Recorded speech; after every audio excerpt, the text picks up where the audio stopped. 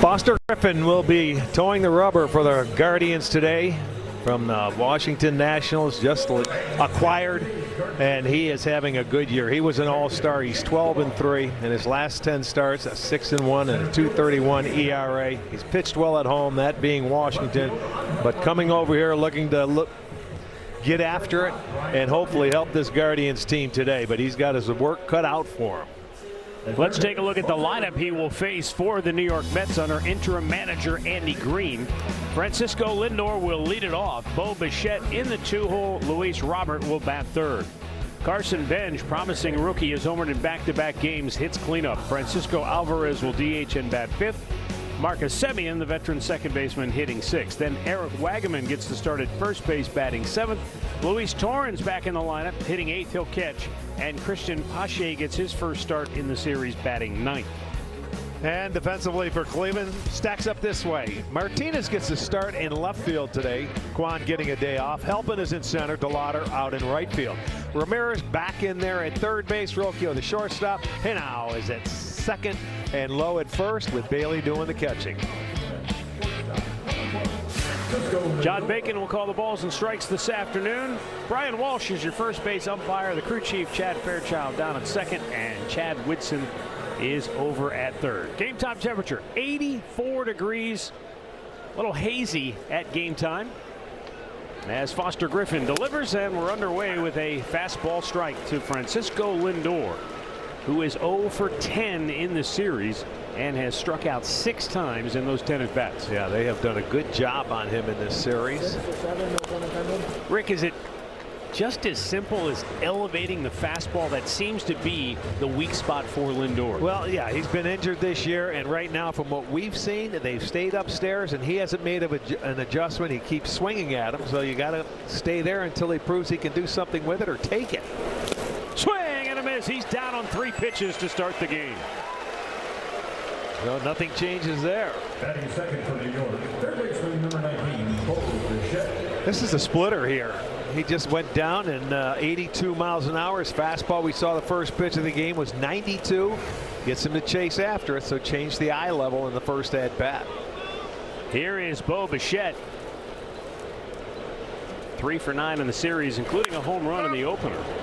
Rick, last night we saw a very aggressive approach from the New York Mets. Do you think that's just an overall philosophy they're carrying right now, or was last night specific to Tanner Bybee? I think last night might be, to Tanner Bybee, because the Mets have faced Griffin here this year in May, and they got 5 runs off him, 9 hits, gave up a couple of home runs. He ended up getting the win because, as Andre said, he had some run support.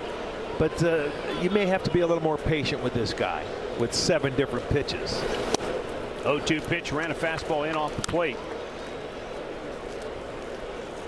Rick, not to go against you, but what they did in the first night against Cantillo, they were aggressive the second time through, if you remember. Right. So their aggression has been a part of their offense the last 2 days, but it was different. They were patient the first time through.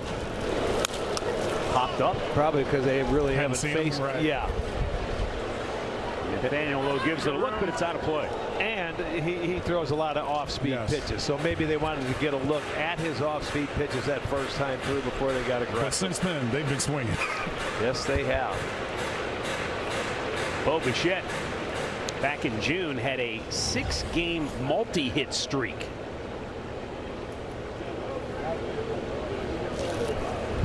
Bailey got drilled on the backswing, the follow-through. Swing and a miss. He's down on strikes. Back-to-back Ks for Foster Griffin.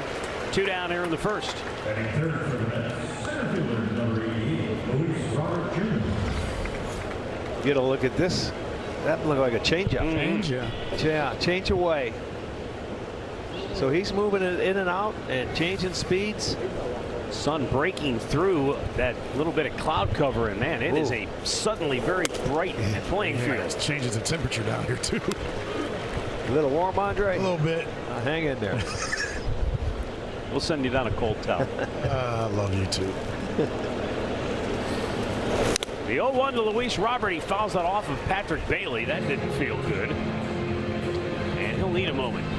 Yeah, that's not what we were looking for. Well, he got the backswing, off Bichette's bat. Now this time goes straight down off the inside part of his ankle, it looked like, on the left foot. Ouch.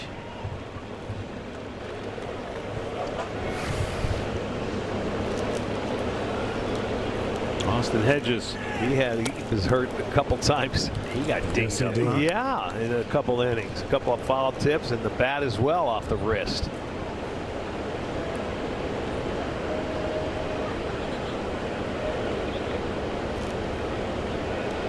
Griffin trying for a 1-2-3 first inning, and he just misses outside. It's 2-2. Sorry, good pitch.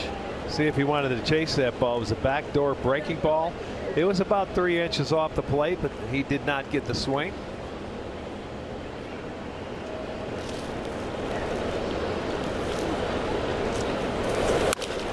Ground ball in the hole, and it's through for a base hit. First hit in the series for Robert, in just his 6th in 43 at bats since returning after a 3-month absence due to a back injury. Well, he gets enough of it. They wanted it away. It gets a little too much of the plate there. It was in the middle, so he got it around the trademark, but got enough of it to get it past Jose and into left field. Well, that brings up the appropriately named Carson Benj. He's homered in back-to-back games for the 2nd time this year. And Benj is 2nd among National League rookies with 109 hits. He's been very impressive in this series, not just offensively, but defensively as well. A cannon for an arm. Griffin and a fastball that missed inside.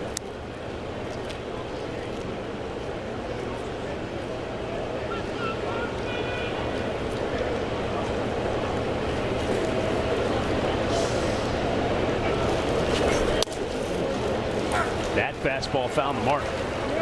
Went right back in there and nailed the inside corner. Well, you can see he likes to use all 4 quadrants already in this first inning, and he'll use it with different pitches. That was a sinker.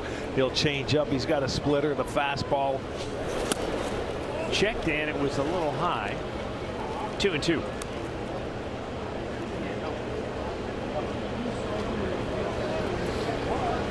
Sort of becomes a guessing game, and you better cut your plate in half with this guy.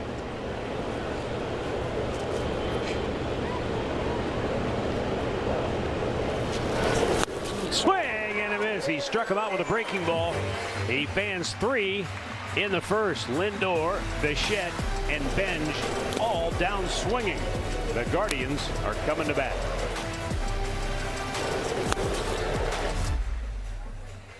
Manager Stephen brought to you by Progressive. Travis Bazzana will DH and lead it off today. Then Chase DeLauder, followed by Jose Ramirez, who returns to the starting lineup. Nathaniel Lowe hits cleanup, followed by Angel Martinez and Brian Rocchio. Petey Halpin, Patrick Bailey, and Angel Henao batting ninth. First ball swinging. Bazzana lifts it in the air to left field. Christian Pache makes the catch, 1 down. Well, Nolan McLean making the start today, and you can see his 23rd start. Now he's 7-7 at .329. He's got great stuff. You can see 148 strikeouts in his 125 and, well, now 26 innings. He's got a great curveball, Matt, and he can also throw a very good sinker. A lot of movement. If you look at his first 2 big league seasons, he's made 30 combined starts, and that strikeout total is 205 and 173 and 2/3 innings. 5th most in franchise history when you're talking about the Mets, and they've had some good ones. You're looking at Gooden, Matt Harvey, Syndergaard, Kodasinga.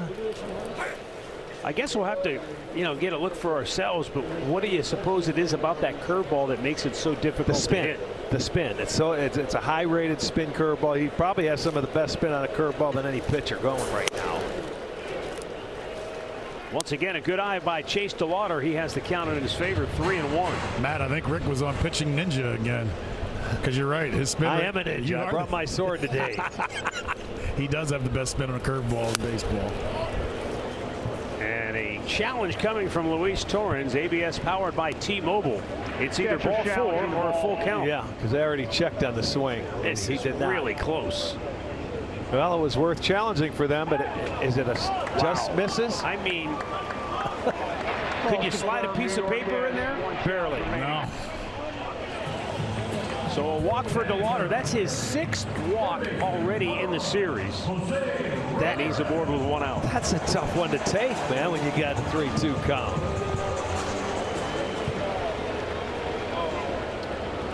Now Jose Ramirez missed the last couple of games. Still dealing with some soreness in that surgically repaired left hand after he fractured the hamate bone.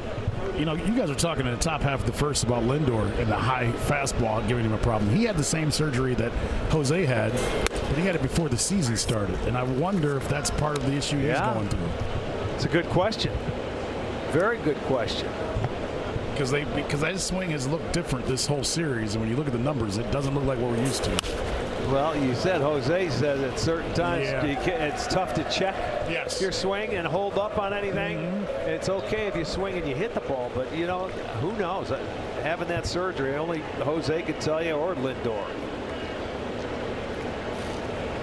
The 1-2. You know, I do remember, this is going back a long time, 1996, Jim Thome fractured the hamate bone, played in the playoffs with that fracture, and I remember him saying, it's okay as long as I barrel it up. Right. Yeah. But if I mishit it or if I have to check, that's when I feel it. But didn't he have a big tape on his bat where they're padded? Yeah. And helped him? On his hand or whatever, on the wrist. With the reverberation in that bat. That's been part of the problem for Jose. They've taped it up really tight, and that's where the inflammation has come from on that left hand. Well, it's not the tape on the wrist we're talking about. With Thome, he put tape around the knob of the bat. Yes. You know, remember, because he used to be off the end of the bat, so he made it really thick. Check swing, and the catcher dropped the ball with ball 4 anyway. And back-to-back walks here in the first for McLean, and the Guardians have 2 on with 1 out. StatCast 3D powered by Google Cloud. Here are the metrics on the curveball of Nolan McLean. Come on, Rick Ninja, tell us what we got. Well, there you can see the spin rate is 3,362, and that's higher than anybody else that throws a breaking ball. You can see the break on it, the horizontal break, the vertical break. Man, that's unbelievable, and it's coming at you pretty hard.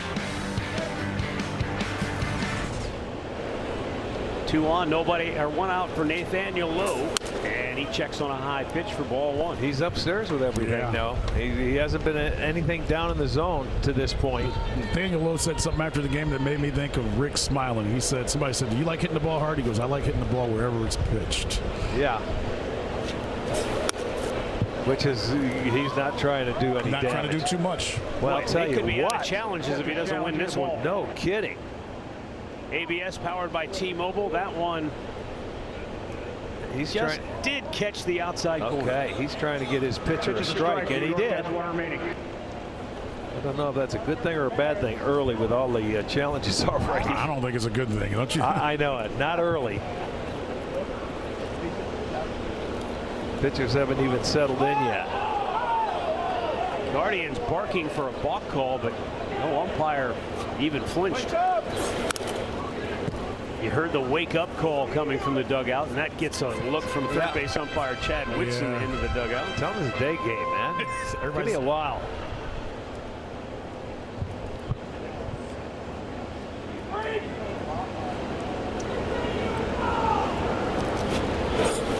There's that curveball. You know, that first time through, he probably doesn't want to show these hitters that curveball quite yet. You know, you try and get that feel for your sinker or your fastball, maybe a changeup. But now he's got guys on in scoring position, so he may go to it.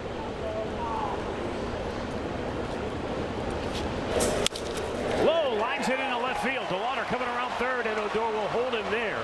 Pache got to the ball quickly and fired to the cutoff man. The bases are loaded with 1 out. But just a beautiful job of taking what was given right there. That was the 2-seamer down and away. And just watch him serve it that way. He didn't try to do anything deep. He let it track to the plate and just hit it where it's pitched. And there you go. Take a base hit. You move up 90 feet. And now you've got the bases loaded with 1 out and an opportunity to get on the board. That was a good swing. But the way he's thrown balls this inning, this is huge for Angel Martinez to be patient and get the right pitch and just not go up there swinging at everything. Well, and also, you know, Angel's a good low ball hitter. make him get it down because it's been upstairs with everything. You don't have to go after that first pitch upstairs because you got to hit a fly ball.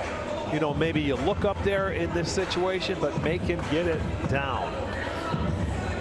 Angel 2 for 5 in the series with a double and a run batted in. He's hit in each of his last 3 games.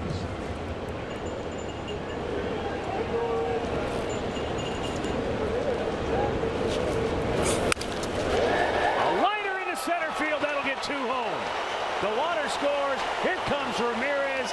Angel Martinez delivers in the first, and Cleveland leads it 2-0. Well, he got a good pitch to hit, too. He wasn't messing around. Pitching coach came back, and let's look at the pitch. There it is. It's right there. It's a good pitch. Looked like it was right down the gut. And he finds it. Base hit. Absolutely. So they're going to jump on top 2-0 here. Both walks are going to score. And a good way to start this first inning.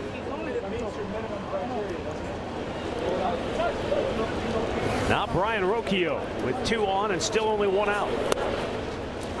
The story of this series coming into today for Cleveland was missed opportunities. They had left 26 men on base in the first 2 games, both losses to the Mets, but they jump out early here in the first inning. Well, and especially they've been struggling their last 13 games. Runners in scoring position, a 197 batting average in those 13 games. Well, that's how you lose 10 out of 13. Yeah, exactly. If you don't hit home runs. And 13 errors. Another thing that they've been doing. In the dirt.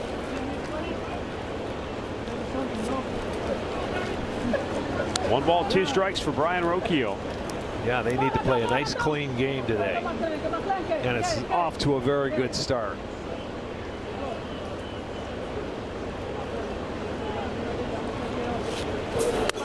Almost hit him. Rocchio has walked 3 times and he's been hit by a pitch in the series.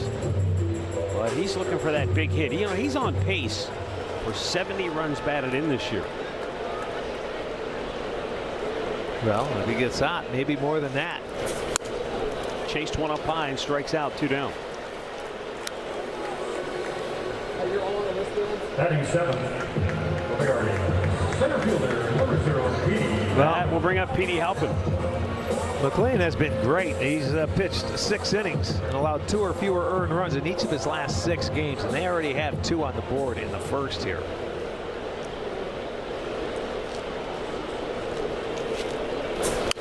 Halpin, inside out swing, dumps it into left field, coming around third, and they're going to hold low, and smartly so.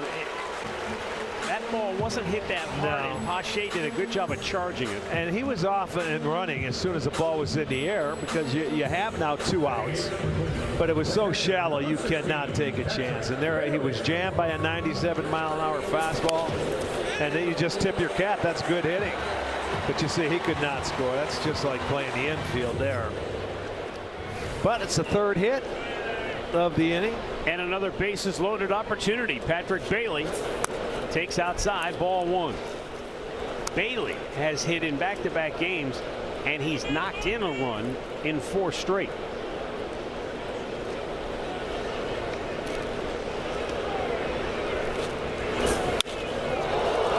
High fly ball to right.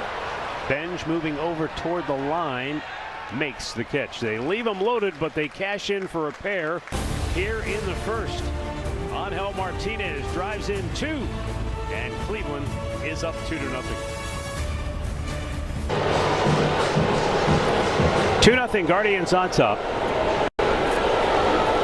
Francisco Alvarez will lead off for the Mets here in inning number 2. Foster Griffin with a first pitch strike.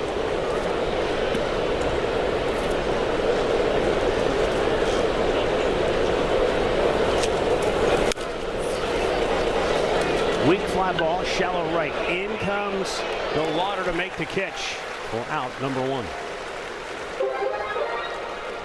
Our Toyota keys to the game go bananas for Foster. Yes, sir. Why not? My favorite. This is something dessert. he's used to. 2 runs early. 9 times this year.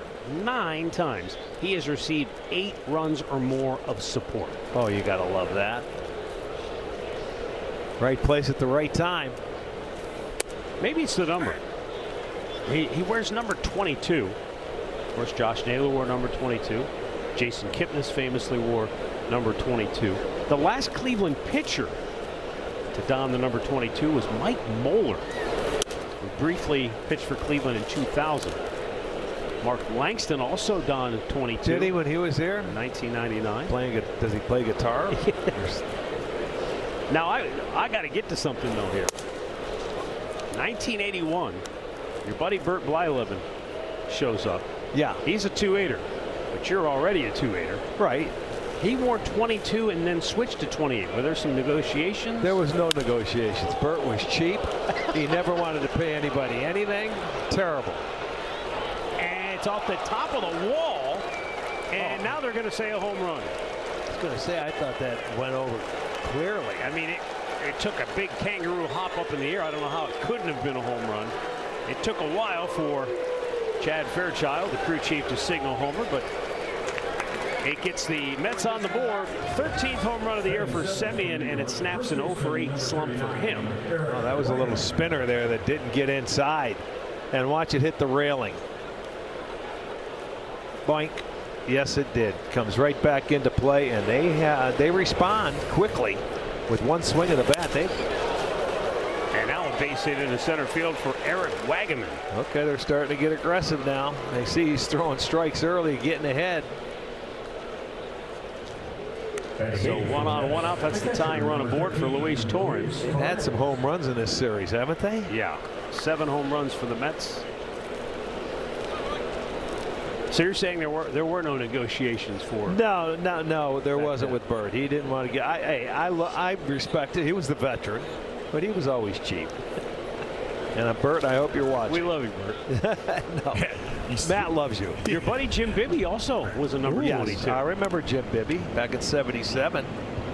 We lost him to Pittsburgh. The Big Bear, Mike Garcia, one of the Big Four, wore a lot of good 22. guys wore 22 here. But I want to know, it didn't take Bert long to have 22. That's trouble. That's deep, and it is not playable. And the Mets come right back and take the lead. Luis Torrens, who for some reason was not in the lineup yesterday after going 3 for 3 with a homer and 4 runs batted in the series opener, is now 4 for 4 with 2 homers and 6 runs driven in. He went oppo in game 1 of this series. He's not going to want to leave Cleveland. My goodness, nobody's going to want to leave Cleveland on this team the way they're swinging it. And you talk about this is going to be a breaking ball coming back.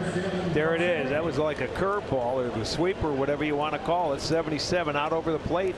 And look at him, stayed back, takes it the other way, and hits a 2-run homer. They now have the lead.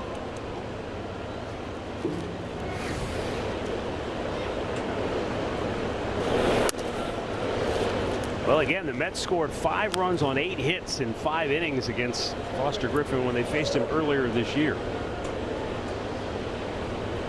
Christian Pache making his first start in the series, getting his first at bat as a Met. Well, you remember when this kid came up with Atlanta, he was going to be the next great thing. So much, I remember, pomp and circumstance around his debut with the Atlanta Braves. Then went to the A's, right, and they were excited about him. Didn't really materialize. Since then, he's bounced from Philadelphia to Baltimore to Miami, and now the Mets. So he's getting a few bag tags on that suitcase. Struck him out looking. 4th K for Foster Griffin. 2 down here in the 2nd inning. Batting for New York, shortstop Francisco Lindor.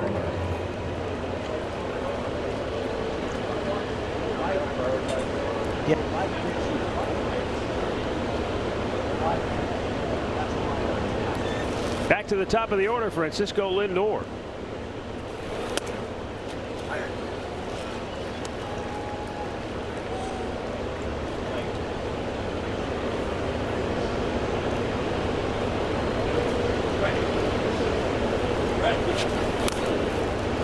And he's in the hole 0-2.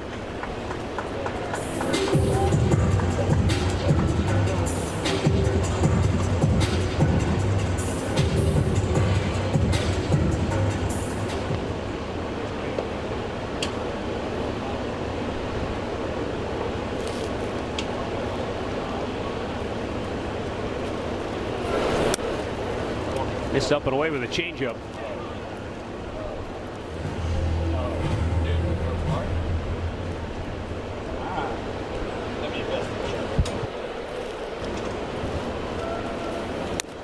That's up and away. Same pitch, that changeup.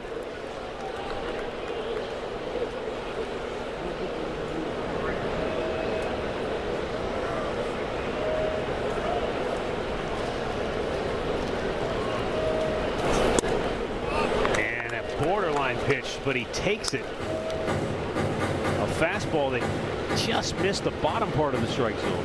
Yeah, Bailey didn't think it was there. He did not challenge it. Full count now. From 0-2 to 3-2.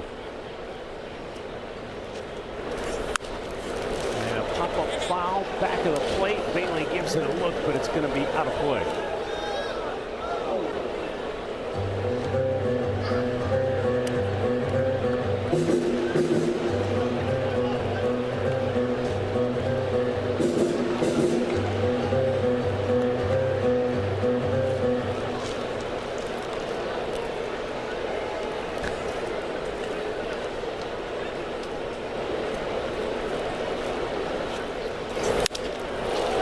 Center field, moving over Petey Halpin, and he'll give way to DeLauder. The side is retired, but the Mets respond with the big ball. A couple of home runs. They now lead it 3-2. Bet365 betting odds today. Angel Hanal leads off for Cleveland here in the home half of the second. 4 hits in his major league debut last night. That's why they start him off with a breaking ball here in his second day. They're not just going to give in and say, okay, here's a fastball, let's see if you can hit it. They already know that. Terrific evening. Missed outside.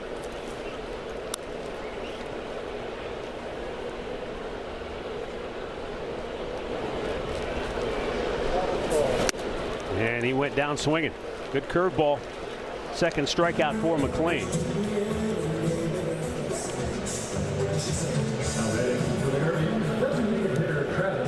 Well, you look at this. This is the 18th time this year that the Guardians have run a starting lineup out there with either basically an all left-handed hitting lineup. No other team has even won such game.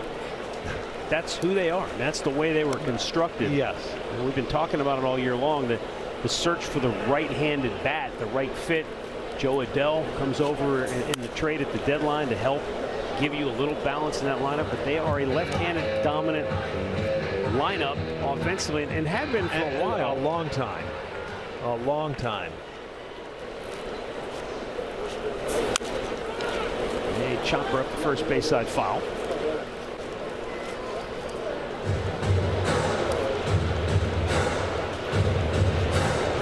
I think there were times this year where Stephen Vogt, when they would face certain left-handers, there just weren't a lot of options. I mean, there's certain left-handers you're going to have to play, whether you wanted to or not. Because, you know, the switch hitters, obviously, we always had 3 switch hitters in the lineup. There's Martinez. But Chase DeLauder is a guy that we've talked about. He has more than held his own against lefties.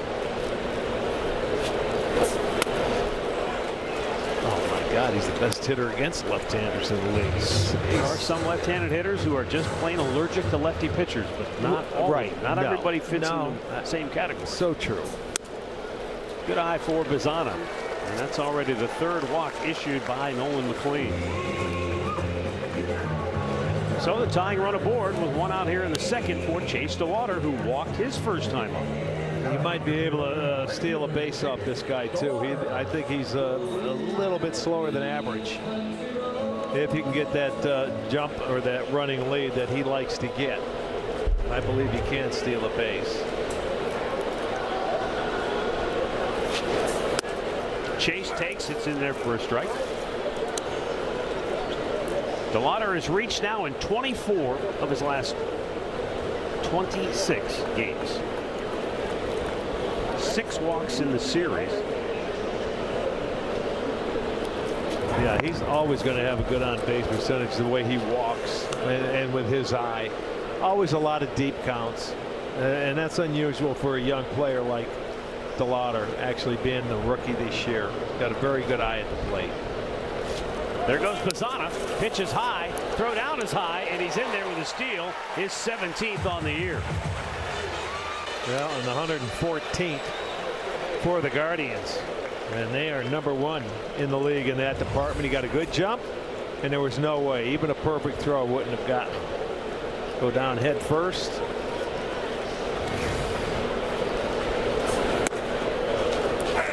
Boy, that's a perfect pitch. Curveball right on the outside edge. Just carved the corner at the knees.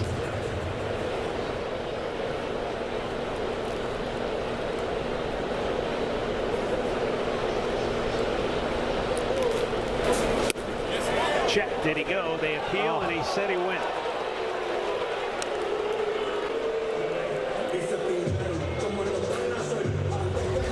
Well, you tell me.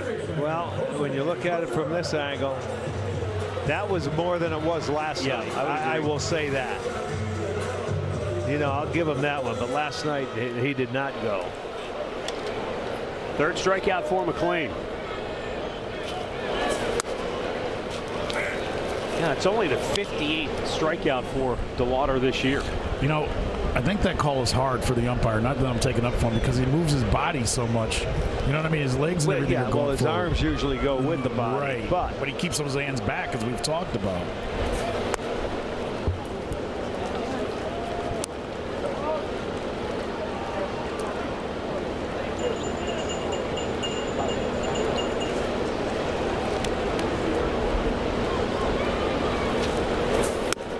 Jose takes, and it's 2-1.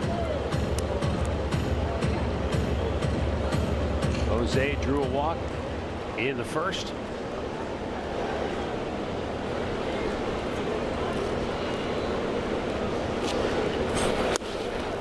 Big swing. See it all down and out of the strike zone. That's the one that's could be really tough against left-handers. And you're talking about his hand. I was looking at him as he stepped out.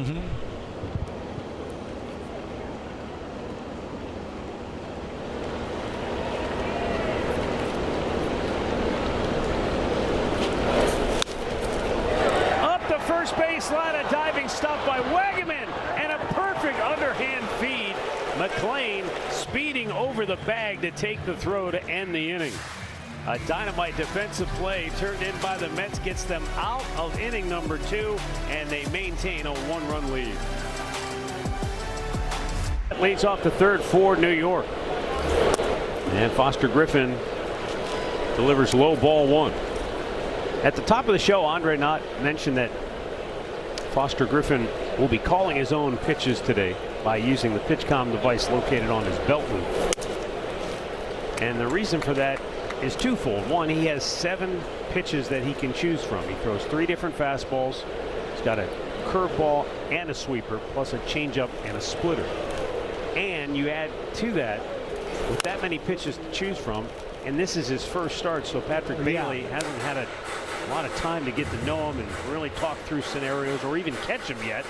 So it just makes it easier for Griffin to go out and call his own pitches. And I bring that up because I saw a conversation recently where Greg Maddux was talking about this very issue. Maddux, now talking about a 4-time Cy Young Award winner, 4-time ERA title, 8-time All-Star, Hall of Famer, but he liked to call his own game. And there are a number of pitchers who do. As that is ball 4, first walk issued by Griffin. And for Maddux, he said, I would rather not have to wait on the catcher to tell me what I needed to throw, and then I would have to think about how to execute that pitch, as opposed to, all right, I know what I want to throw. I know what sequence I want to throw in and how I want to attack the hitter, so I would rather drive the boat. I totally agree with that, and I think more pitchers should call their game. Ground ball to third. Ramirez goes to second. There's one. And now tried to turn the double play, but Robert able to beat it out. 1 down. You know, you got a lot of younger pitchers, though. They don't know. They're going to trust their catchers that know the hitters in the league. But if you know what you want to throw at certain times, there's nothing wrong with going ahead and doing that, because, as you say, you're working with a pitch clock. And if you know what you want to do and your sequence you want to set up, go right ahead, because it's going to speed it along and you'll be better off. Well, we always hear the word conviction from pitchers, right? Well, how else are you going to get him to do that? If he knows. But not every pitcher, not every human being is wired the same way. So there are some guys who would say, look, I don't want to have to think. I just want to execute you. So you tell me what to do, and I'll just trust you. Yeah, you know, I won't shake you off. That's how things work in my house. Well, everyone's different. You know, like you say, different shapes, sizes for everybody and everything. But a lot of the young guys, they don't read hitters' swings yet. They don't know a lot of things that the veteran catchers here know. Center field, that's deep. Halpin is back on the track at the wall. Can't get it. It's high off the wall. And by the time Halpin picks it up around third, coming home to score is Luis Robert, and it's 4-2 New York as Carson Benj just continues to bash the baseball here in Cleveland. Yeah, you can't hit it much better than this guy has been able to swing. It has been carrying this series, and these guys, I mean, you get all the way back. They've run our outfielders into the wall a number of times in this series. This one, he has to go back to try to catch it, and you need help from the side, and you're going to get it because it was up a little too high for Halpin to get it. Goes as a triple for Benj. That's his third triple of the year. Infield comes in with Francisco Alvarez at the plate. It's called a strike. He wants the challenge. Batter challenging the strike.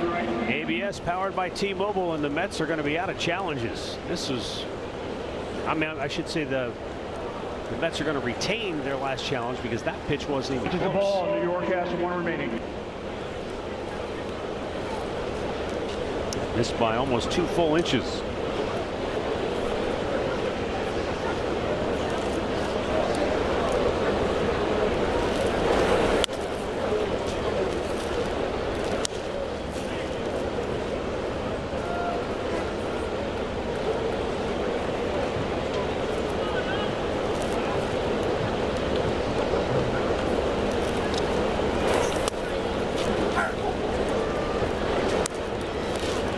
Well, with one out, you can see Rocchio closer to the home plate than Jose is, because if he throw a changeup or off-speed pitches, he's got a chance to pull it and hit that ball harder to third than he does short, I believe.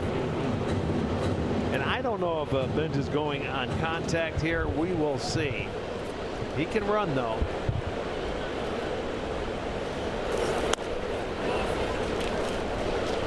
They have shown good patience with him now as they're going through it. They got aggressive with him in the second inning, early in the count.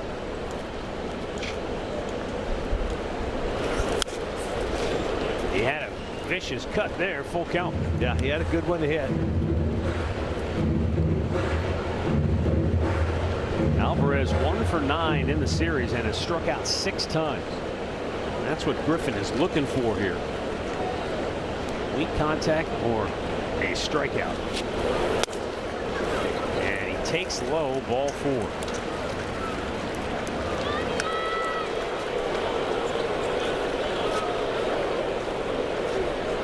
Two on, 1 out. And Marcus Semien drilled a home run his first time up. Just to the left of straightaway center field. High above the 19-foot wall.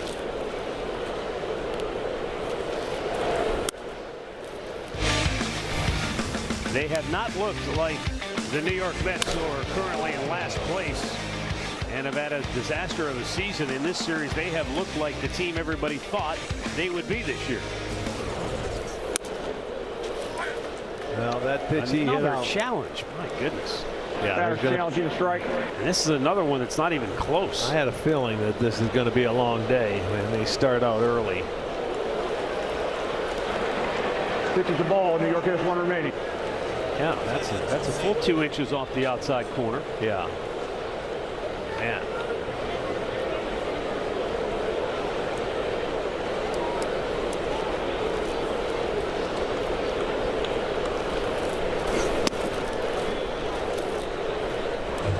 Well, he's getting himself in trouble now. When they get ahead in the count, they don't have to swing at any of his really good pitches.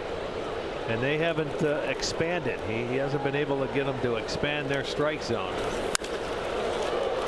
High fly ball to left, deep enough to get the run home. Tagging is Benj. Won't come home, and it's 5-2 New York.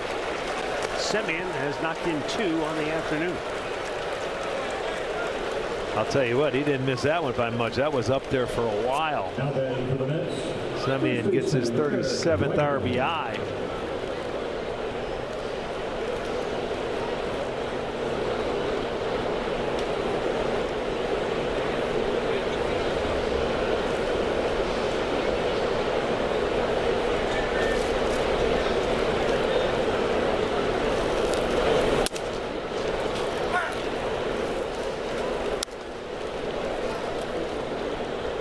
Yeah, in that first game that Foster Griffin pitched against them, he gave up 5 runs in 5 innings, and they had 8 hits. They already have 5 runs now. You're in the 3rd inning.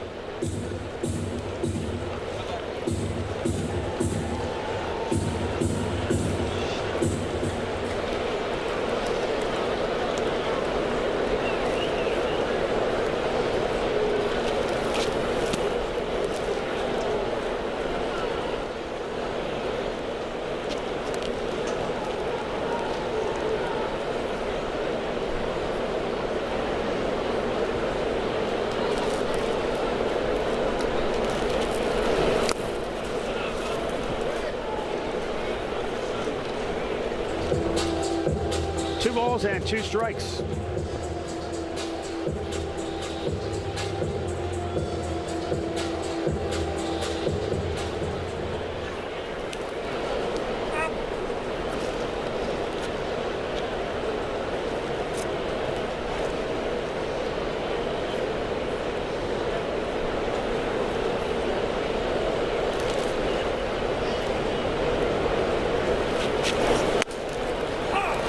Got him looking to end the inning. But the Mets tack on 2 and now lead it 5-2 midway through the 3rd. Guardians struck with 2 in the first inning, but the Mets have scored 5 unanswered. And so now Cleveland will try to go back to work with Nathaniel Lowe leading it off. He singled to left field his first time up. He has 3 hits in his first 2 starts as a Guardian.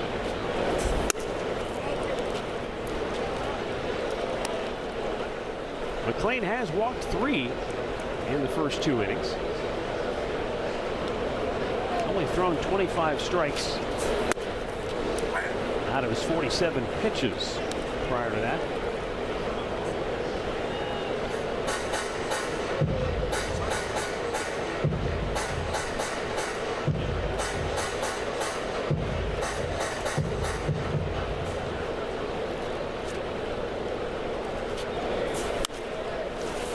Out of play, 2-2.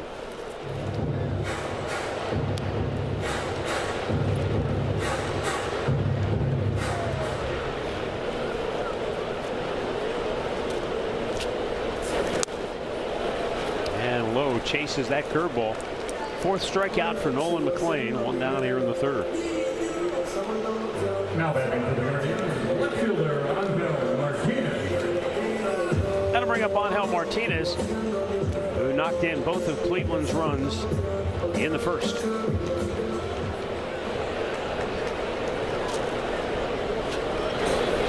Good to see Angel starting to pick things up offensively. Slow to get going after he came off the injured list, but he's now hit in 4 straight games. He's looking much better now. Yeah, it took him a little while to get a feel for it, to get that timing.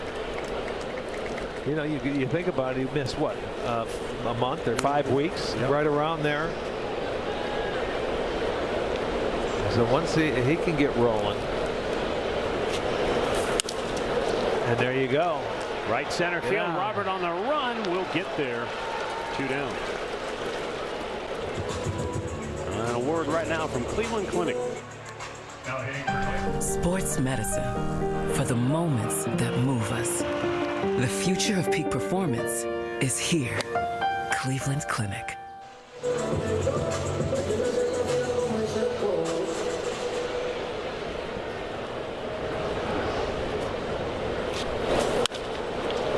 Appeal rocks one to right center, moving over into the gap again. Robert makes the catch just shy of the track. And Cleveland goes 1-2-3 for the first time. 5-2 Mets after Comer's first time up. He's 4 for 4 in the series with 2 home runs.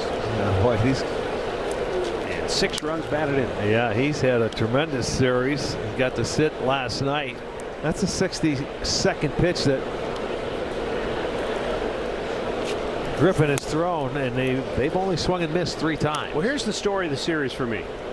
The Mets have 22 hits in the series. 13 of them for extra bases, including 8 home runs.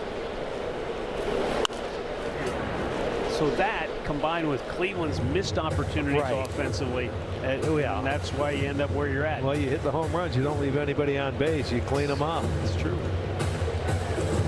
Makes it a little bit easier. You don't have to drive them in, and that's where Cleveland has had their issues. Up the ladder he goes and strikes him out. He is human after all. 6th K for Foster Griffin. Injury report brought to you by the injury attorneys at Elk & Elk. Juan Soto dealing with a left calf strain.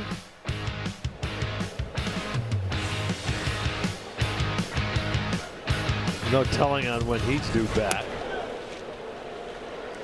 Swing and a miss by Christian Pache. We won't see these guys until next year, and then we'll be in New York to face them. Well, you consider he's had the same injury twice, Arch. It's probably going to be a problem. Probably going to be the rest of the season, is my guess. Could be true.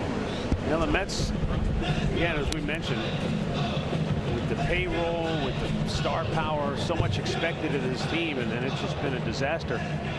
And kind of adding insult to injury, they recently celebrated the '86 World Champion New York Mets. It's been 40 years. Wow. Yes, they have. That team won it all.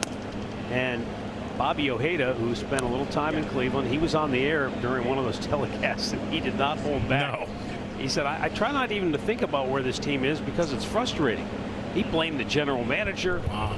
He went so far as to say, I don't think the general manager believes in intangibles, which I think is so important to a winning ball club. And I thought the best quote of all the Arch came from Mookie Wilson, who was one of the key members on that '86 Mets championship team. Live ball right field over near the line, and a nice grunting catch by Chase DeLauder for out number 2. Terrific effort by DeLauder as he got the ball just in time. Mookie Wilson said, quote, players will do what you demand them to do. When expectations are less, you get less. Wow. Sometimes you have to be uncomfortable. Yeah, that's the way it was back in those days, I guarantee it. Well, look at how they've turned the roster over so many times the last 2 years. You know, they bring in Soto. They've changed. They got rid of a lot of. We talked about it last night. They got rid of Pete Alonso, who was drafted there and kind of was the captain per se. It's the shakeups. Yeah. You know, it hasn't been stable there for a while. I mean, it goes up, and then new ownership and all that. They pay big money for they've guys. Gone through. They compete with the Yankees. I mean, there was just a report that came out talking about Freddie Peralta, who just got traded away, had to broker a meeting between Lindor and Soto for those two to air their grievances and to get on the same page. Yeah, when your 2 highest paid players aren't speaking, you got a problem. What does that say? Look, they're only paid like $1 billion between the 2 of them, so you may have to go a little more. I don't know. It's crazy now. But you know what? They've got a chance now to let these young players play here without any pressure this year, and they can set everything up with all the trades they've made. Who knows what they've got in return? Rick, I said to you, I think last night, they're young players that we didn't even know that much about them because we always hear about their stars. Right. But the young guys that we've been able to watch the last 2 nights have impressed us. Yeah, they've got some guys that can play. Yeah, you keep going. Ben, I mean, Kid that was they've got some base. good players. Swing and a foul. Bailey didn't have a chance to hang on to that one. Man, I think you hit on something that most of us wouldn't understand. But when you fight to try to be with the Yankees and try to keep up in the headlines with them, you're never going to win.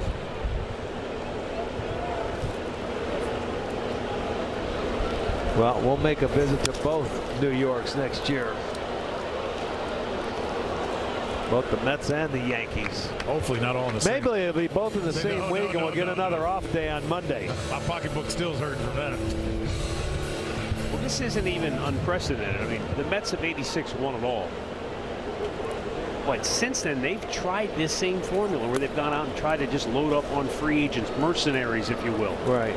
Culture, the clubhouse, the chemistry had never really seen. The pieces never really fit. Maybe it was too many egos. Maybe it was too many me guys. Well, whatever the case was, it didn't work. When you go out and you buy players and to get them together, it's all individualistic. You start thinking about yourselves more than you do with a team. You've got to have chemistry, and you've got to have, you know, stability in the organization to do all that. Has his first hit in the series.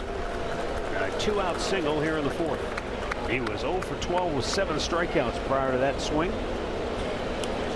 Well, he worked for that hit on that at-bat. He fouled off some tough pitches, and he finally got a pitch to his liking. He got his first hit in the series.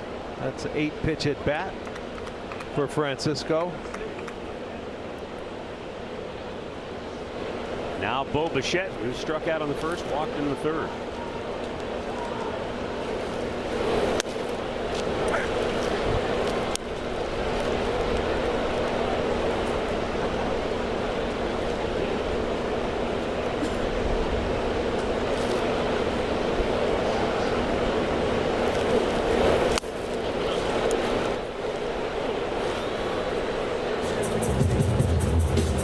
One ball, one strike.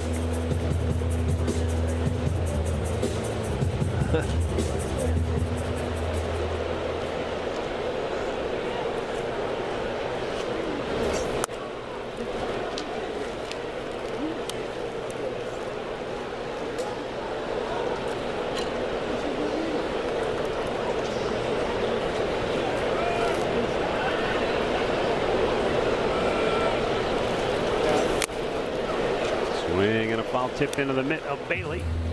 2-2. 2 down here in the fourth, and the Mets lead 5-2. Foster Griffin just over 80 pitches here in the fourth inning, and just a little low. They've taken some good pitches that were with 2 strikes that they didn't even offer at.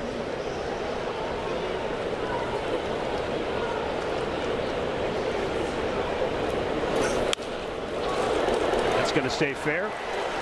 Can anybody take the ball inside out as good as he can? Second and third on a double by Bichette. His 4th hit in the series. He got the game-winning hit in the 10th inning last night, taking that ball inside and taking it the other way. Same place where this one was hit to drive in the go-ahead run, and he does it again now with 2 outs. He got a double, second and third. And Griffin trying to get out of this inning with no more runs. Foster Griffin, you know, I just went and saw The Odyssey the other night. Big Hollywood blockbuster movie. Really well done, by the way. But I was thinking about that with regards to Foster Griffin. First round pick by Kansas City back in 2014. Spent 6 years in the minors with the Royals. And then he got a handful of games with Kansas City and Toronto through the 2022 season. Remember, he's drafted in 14. So through the 2022 season, he had pitched 7 games in the big leagues. Yeah. And it just wasn't working out for him. And then he goes to Japan and spent the last 3 years pitching in Japan. You know, talk about the Odyssey, trying to find himself, discover who he is, what worked, what he could take with him. Comes back to the U.S., signs a deal with Washington, becomes an all-star, and now finds his way here into the heat of a pennant race with Cleveland. Obviously, this first start hasn't gone as well as he would have liked. It's just another one of those crazy examples of what it sometimes takes a guy to figure it out. And think about what Washington did. They signed him coming back, and he was an all-star. They also signed Meade after spring training, and they got him, and they turned him into a left-handed pitcher. They traded him to Boston. He got hurt, and now they've got a left-handed pitcher. They've done a nice job searching for guys and bringing them in, and they've moved a lot of them along. And they have already got a pretty good team. And Griffin is going to be a free agent at the end of the year. He just turned 31 years old. Shallow right, in comes DeLauder. He's there, and the side is retired. Midway through the fourth, Mets 5, Guardians 2. For Cleveland, he singled his first time up. Yeah, he got an inside fastball that he ended up serving over third base and into left field.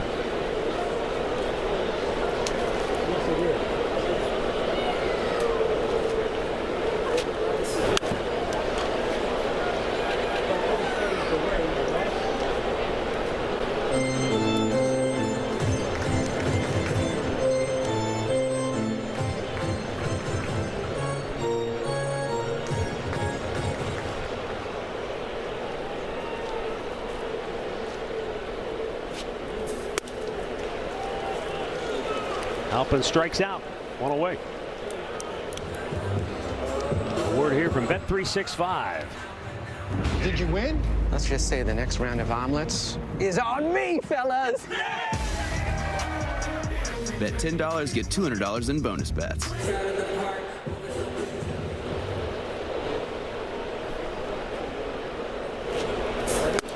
You know, I don't mean to belabor the point, but it just, the disparity between how these two teams have performed offensively in this series is just so stark. I told you the Mets going in the last inning had 22 hits. 13 of those were for extra bases, including 8 home runs. Cleveland has hit 20 hits in the series. 20 hits.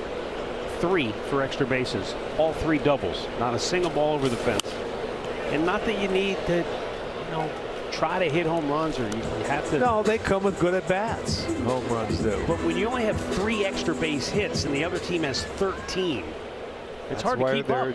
That's why they're down at the bottom in the OPS, you know, and things like that. They don't get a lot of slug. As you say, it's hard to sustain a rally when you're just going station to station. And I mean, and they're number 1 in stolen bases, you know, and they're number 3 in walks. You know, they find their way on the bases. They can't find their way home, though. You know, there's too many of them left. And the clutch hitting has been abysmal this year. I mean, you go through streaks. We understand that. There's times where you're going to get hot, and when you're scoring 6 runs a game or something like that, you're going to be hitting very well. But then again, all teams go through the same cycle. Back-to-back strikeouts, a called third strike on Bailey. He got locked up with a fastball. Yeah, and this fastball can get by in a hurry. It's inside. It's a little too seamy. It's got some movement coming back, and it locks you up. But overall, I mean, you got to consistently find ways to get guys in. I don't care how you do it. You just have to do it, and they haven't been able to. Angel Henao almost got hit. He just turned out of the way. That's just to make him aware of the pitch on the inside. That's all. Chopper up the middle. Lindor will cut it off. And they go in order. 8 straight set down by Nolan McLean.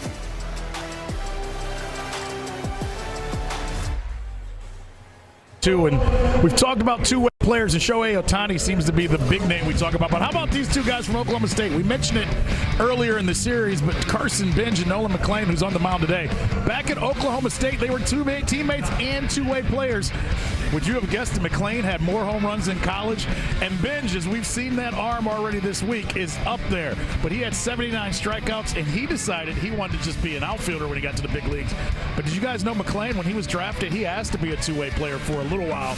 They saw that arm, Rick met, and they said, nah, we're going to put you at the top of the rotation. A couple of very talented guys, huh? Yeah, whoever was scouting down there said, I'll just stay here. Well, yeah, they could do. Hey, that's athletic. That's good. Cleveland Clinic call to the bullpen made here in the 5th inning for Matt Festo.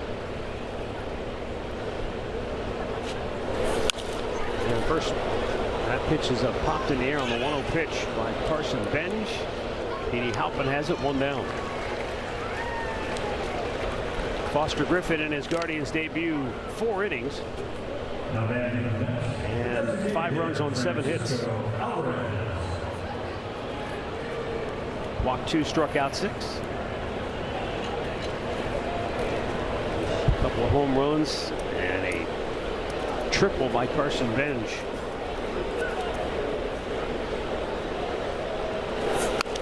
Off the end of the bat, foul by Francisco Alvarez.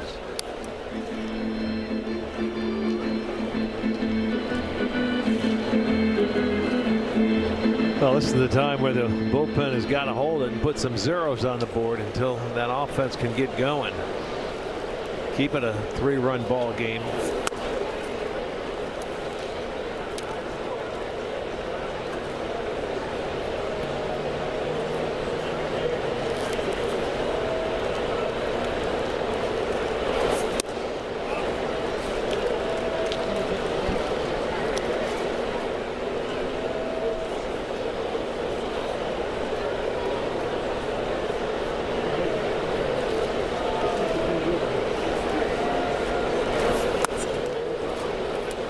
Got him, knocked him back, 3-1.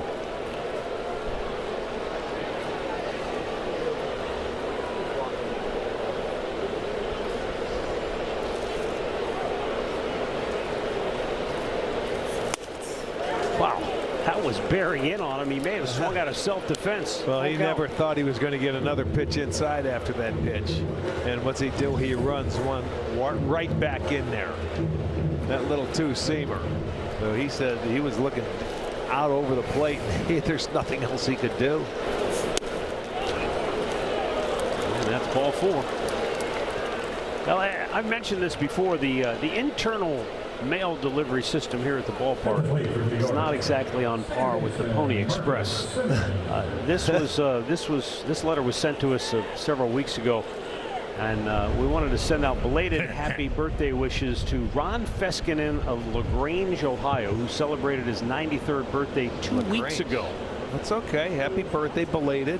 So happy birthday to Ron. He was part of his school's marching band, and they performed on opening day 1948. Wow. Last time they won the World Series. Yeah. So happy birthday, Ron. I hope you enjoyed your day. Thanks, Jeffrey. Yes, Jeffrey. Thank you very much. We appreciate it, Jeffrey. It's Jeff. No, Jeffrey. Jeff. Okay, Jeffrey. All right, Jeffy. We make the nickname. You go with it. Tell Hefe to you clowns. In there for a strike to Marcus Semien. The mailman delivered somewhat. Semien homered in the second, knocked in a run with a sacrifice fly in the third.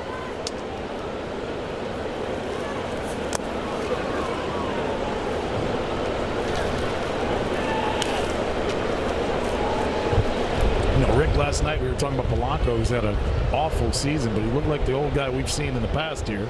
Today, Semien looks like the old Marcus Semien. Yeah, well, you know what? These guys, you make your pitches to them, you're going to get them out. Yes. I mean, they've been struggling. You hang some pitches. These guys are veterans. They've been around a long time. They're going to hit them.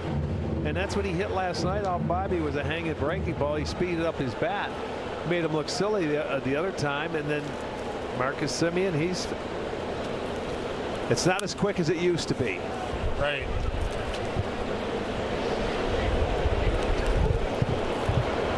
And that goes to show you still have to make quality pitches. You know, even if for guys that are hitting 200, if you make mistakes, you can get hit hard.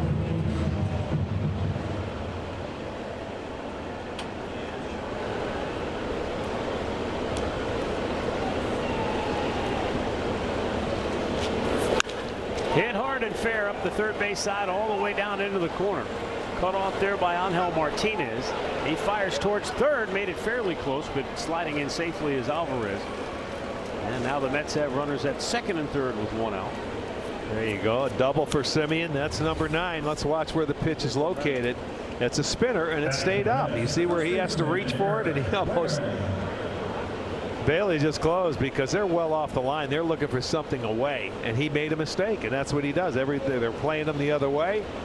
You make a bad pitch, you speed up his bat, and that's what you get, trouble. So now second and third, they're trying to add on here, and this is where they have to put a 0 on the board. Well, they talk things over. We'll get a word from Levin Furniture and Mattress. Sink into unbeatable comfort with Lazy Boy recliners, starting at just $395. For an incredible selection of Lazy Boy, shop Levin.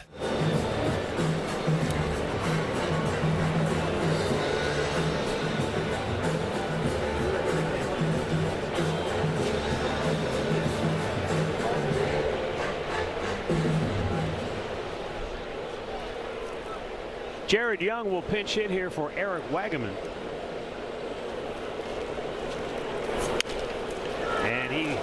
Ports one through the left side of the infield. Another run is in as Alvarez scores. Semien stops at third. And it's now 6-2 New York. 3 straight have reached back-to-back hits off Festa with one out here in the 5th inning. Well, wastes no time. Jumped on that first pitch and places it perfect. Look where you're going to see where the infield's playing him, but he had a lot of room over on the other side. He gets in on the trademark, and you can see where Rocchio's playing, and way up the middle, and he was about 5 to 10 feet off. As that ball goes to left field, one will score. They'll keep runners at the corners, but it makes it a 6-2 game now.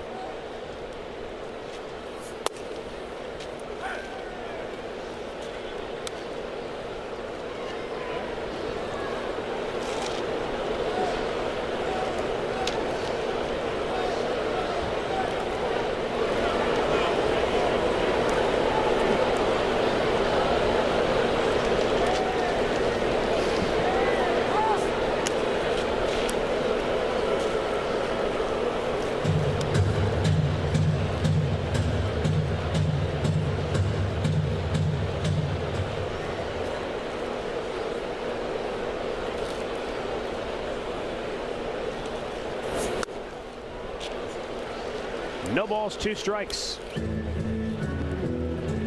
Luis Torrens, he has tormented Cleveland in this series. Had a chance to really do some damage here. Runner goes at first. Pitch is up and in, and a stolen base for Jared Young. And that's just his 2nd on the year. Yeah, they're not a team that steals bases, or many of them. It's only number 58. But it brings the infield in.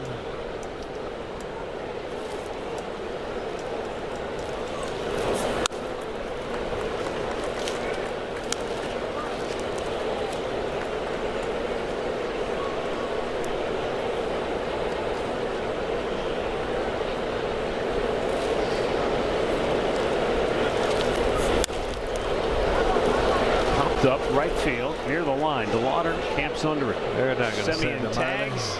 They're not going to send him. The throw is knocked down by Bailey. And the runners hold 2 away.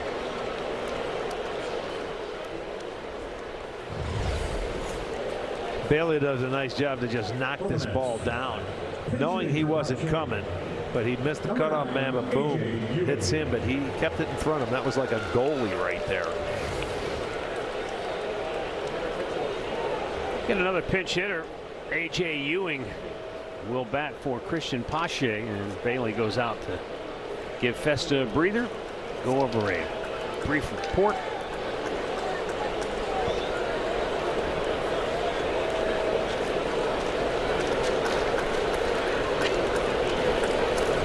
A.J. Ewing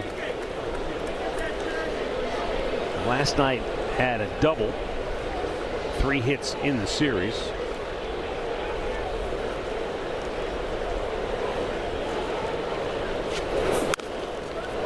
Bouncing ball to Ramirez. Jose throws him out. Mets tack one on halfway through. 6-2 New York. Or lounge, all-inclusive food and non-alcoholic beverages. Head to CLEGuardians.com. Travis Pisano leads off the bottom of the 5th inning. Guardians have been stymied by Nolan McLean since they scored 2 runs in the 1st inning. Well, they got him early, but he settled in after they bounced back and put 3 on the board. He has retired 8 straight.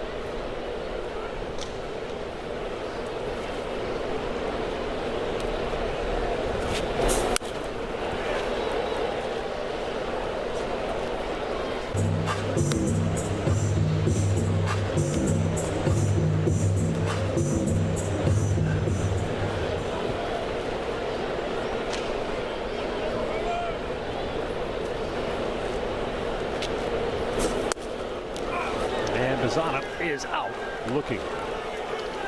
7th strikeout for Nolan McLean. And a word now from Liberty Ford. Liberty's in Aurora, Maple Heights, Canton, Palmer Heights, Brunswick, Vermilion. Line drive and a single to right for Chase DeLauder. First hit for the Guardians since the 1st inning, and it stops the string of 9 in a row retired by McLean. Well, there's the breaking ball.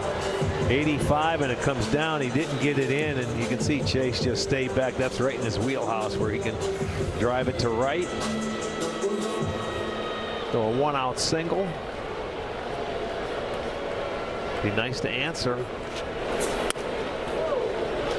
Jose spins away. It's ball 1 inside.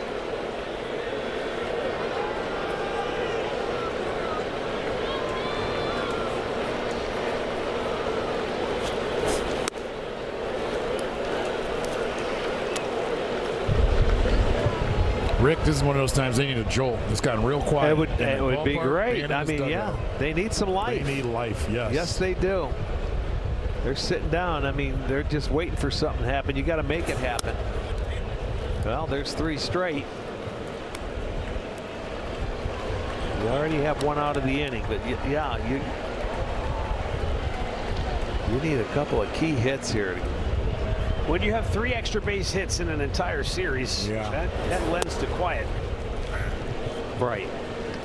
It's just no excitement, no energy. Right. You're not getting first to third. You're not getting people moving. That's what offense does. It usually generates a little energy, is right, and they've had none. There's a flare. That's going to fall. Right field. It gets down. They were playing him really deep. Benj was way back in right field. And maybe there's the break that they have needed. They've got 2 on with 1 out, and Nathaniel Lowe coming up. It's off the end of the bat here, and with him playing that deep, there's a 2-seamer. You can see it went right off the end. That swing as an outfielder looks like it's hitting just as hard, but you can never get there. Well, you don't see it off the end of the bat all the way out there, I'm guessing. Right. You can tell sometimes by the sound, Andre, you know, where it didn't, it's not a crack. I mean, where he hit it really well. That ball was off the end. It usually tells you it's going to be in front of you. Nathaniel Lowe singled in the first, struck out his last time up. And looks at ball 1 outside. McLean just over 75 pitches today. Like I said, he's gone 8 starts, consecutive starts where he's gone at least 6 innings, but 6 of them where he's gone 2 or less earned runs. Bombed his last time out. But no signs of that here today. Missed in off the plate.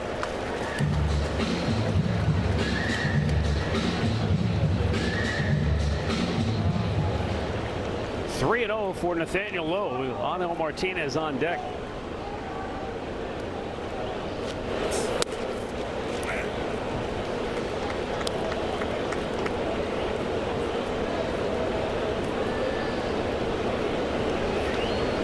Starting to see a little movement in that Mets bullpen.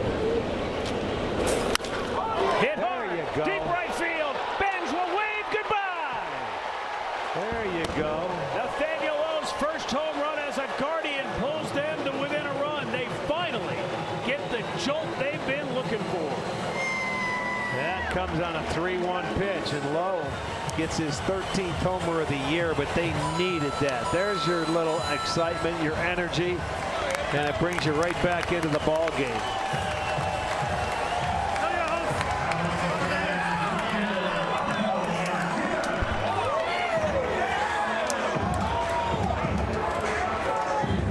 Looks a little bit like King Arthur in that helmet. And he delivers in a big way for the Guardians here in the 5th. Angel Martinez. Pulls it foul. Well, we asked for a jolt. We got one. Yes, desperately needed too. Makes it a 1-run ball game. Now you're back into it. Keep going. You've got him on the ropes. 3 straight hits.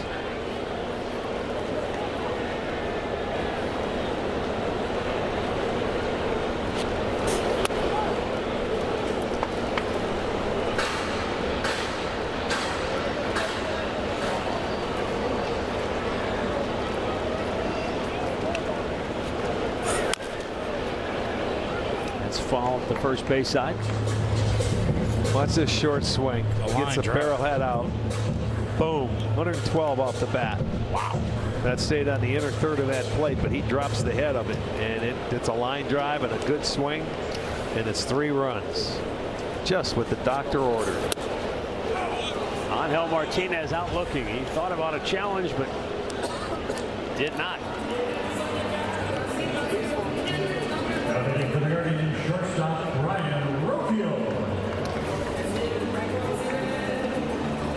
8 strikeouts for McLean. 2 down here in the inning.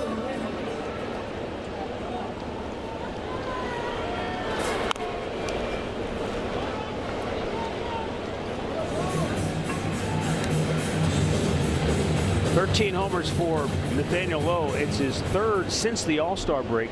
16 runs batted in. And he's hit well over 330 since the break. But he is a guy that just, you think of Nathaniel Lowe in that swing, it's more of a line drive approach. There's a little flare in the left field for Brian Rocchio. 4th hit of the inning for Cleveland. That's the swing you want to see. The approach you want to see. Take what is given.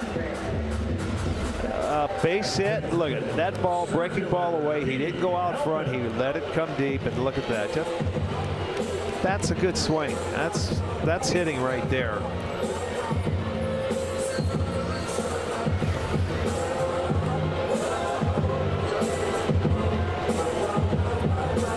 Yeah, now Petey Halpin, who is 1 for 2 today. He singled in the first, struck out in the 4th.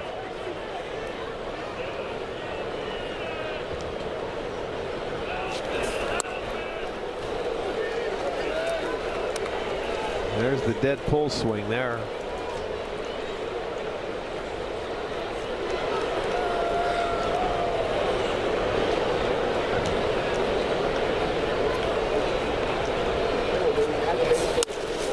Knocked him back with a fastball.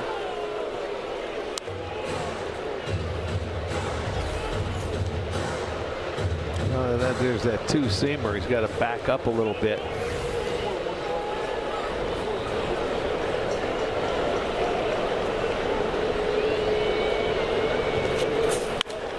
A rocket into right field. Rocchio will have to stop at second. He had to stop and make sure that ball didn't clip him as it whistled past him. And now 5 hits in the inning for Cleveland. And the 8th man to bat will be Patrick Bailey.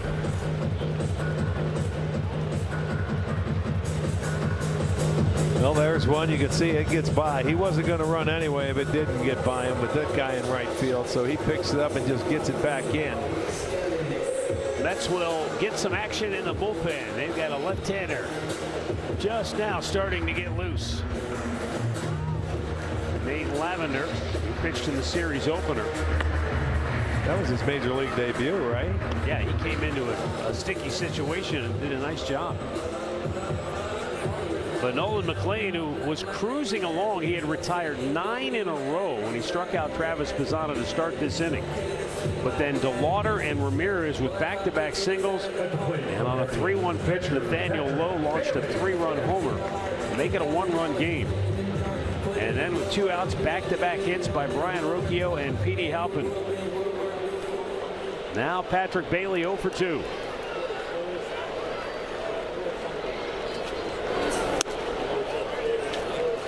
He checks on a pitch that's called a ball, and yet another challenge.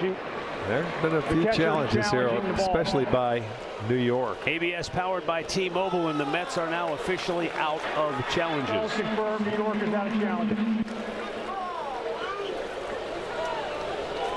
Cleveland still has both of their ABS challenges remaining.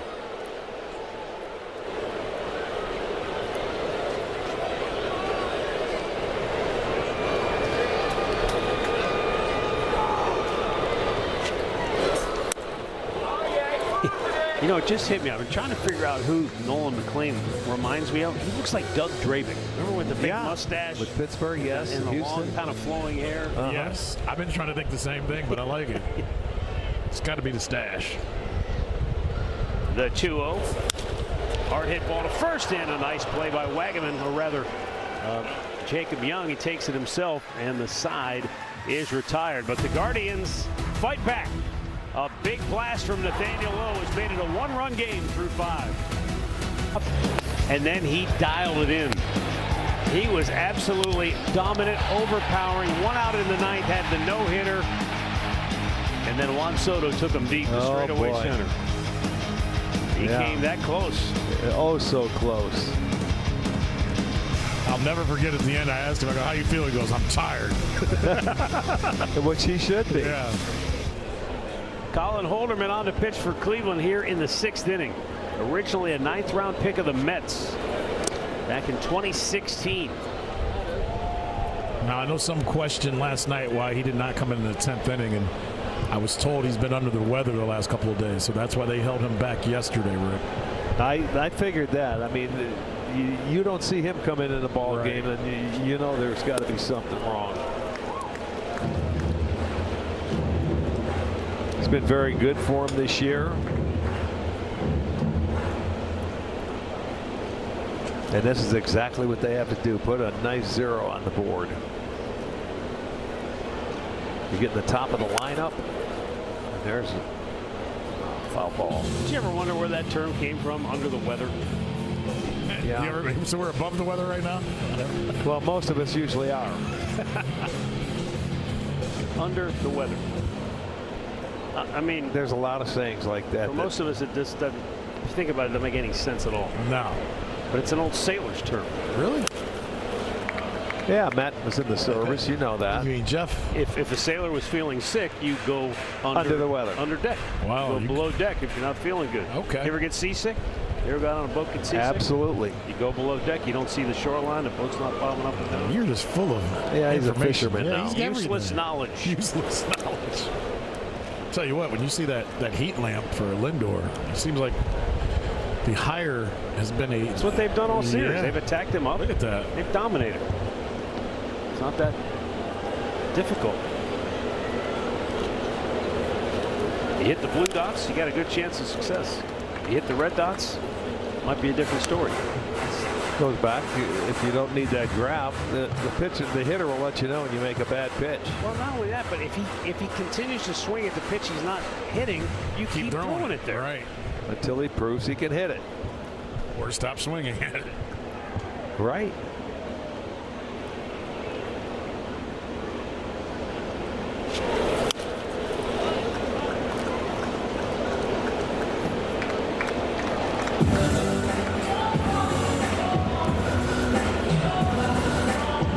Lindor, 7th all-time in Mets history in stolen bases and home runs.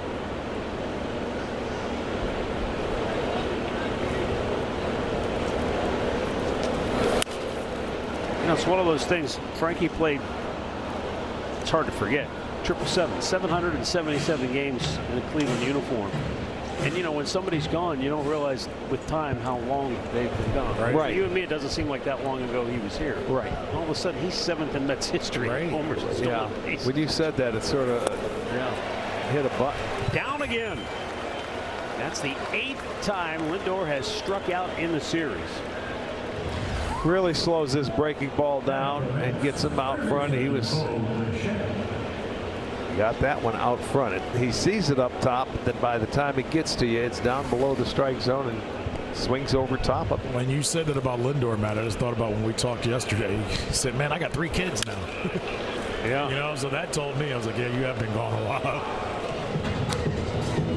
Well, he won't be itching to come back to Cleveland anytime soon after a 1-for-14 with 8 strikeout performance.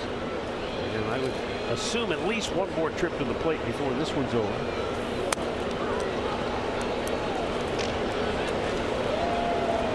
Hey, now, actually, it made me think of that, too, because he's my favorite player.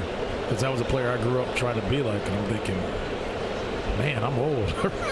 I remember that.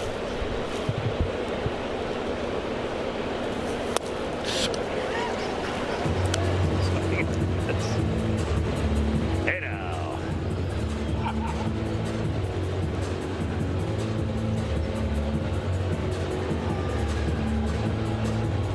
One ball and 2 strikes on Bo Bichette with 1 out here in the 6th.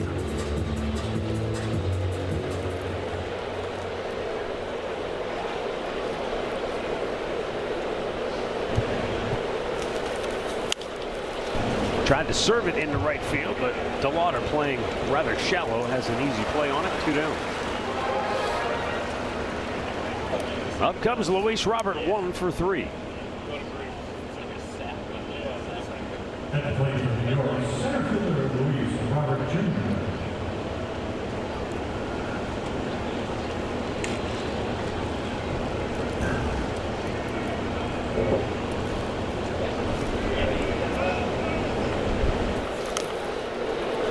He fouled that off, got a piece of it.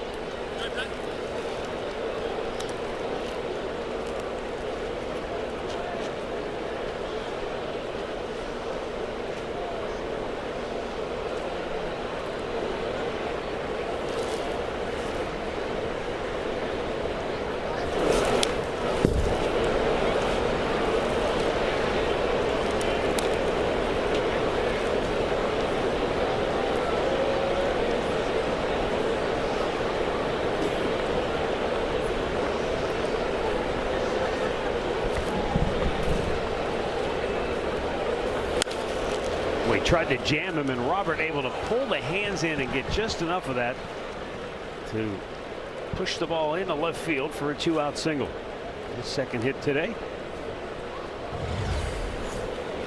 There you go. They're looking away, and they run it way inside, and I mean in off the plate by about 3 or 4 inches. But he does get the hands in there. Doesn't hit it very hard, but it goes for a base hit, a 2-out single. And up comes Carson Bench.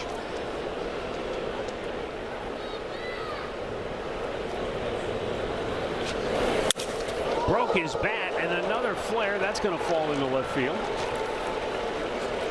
So the last 2 balls have not been hit hard, but they extend the inning for New York. That ball sawed his bat in half. Yeah, it did. That's off the end of the bat, and it takes half the barrel with it. But you've got 2 outs, and now comes Carl Willis. Greg Yoho has just grabbed a baseball and is starting to get loose in the Cleveland bullpen. Francisco Alvarez has walked his last 2 times up. Alvarez came into the series finale just 1 for 8 in the series with 6 strikeouts. But for whatever reason, he's flipped the switch and he's been Mr. Patient, drawing 2 walks.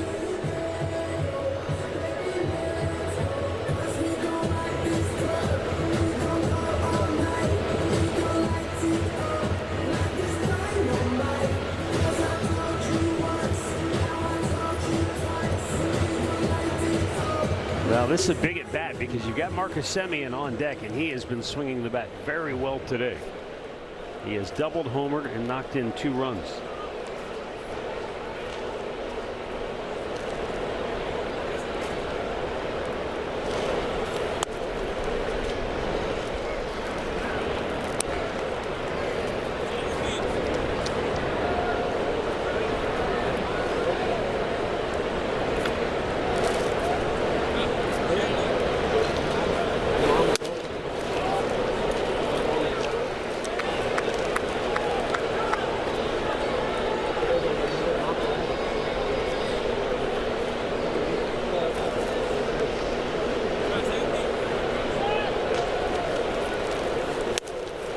There he goes, finds his zone. 2-1. 2-0 with the breaking ball to get in to the strike zone.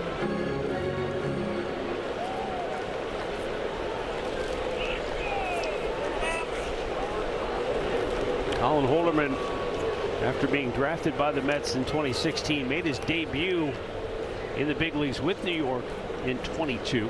Pitched in 15 games that year, but then was traded before the season ended to Pittsburgh. Strike 2 for Daniel Vogelbach. Oh man, remember him?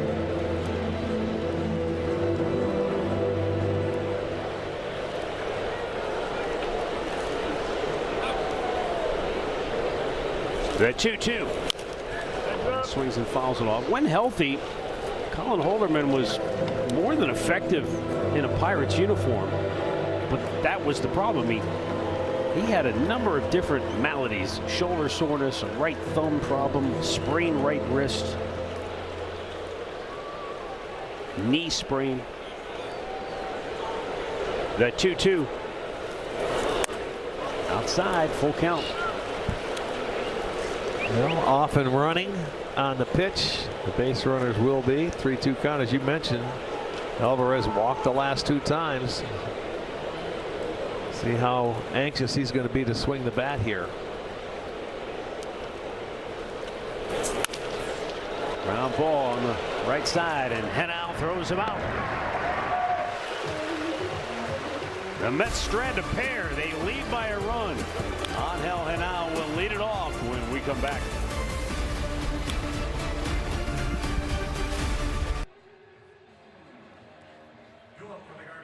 Brought to you by your Northeast Ohio Ram dealers.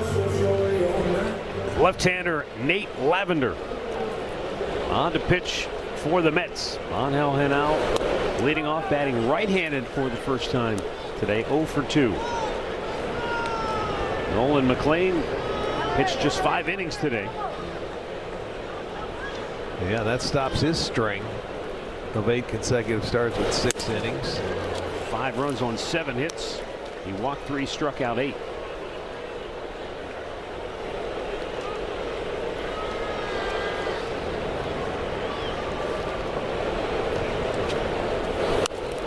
Didn't mean to, fouled it back. It's 1-2.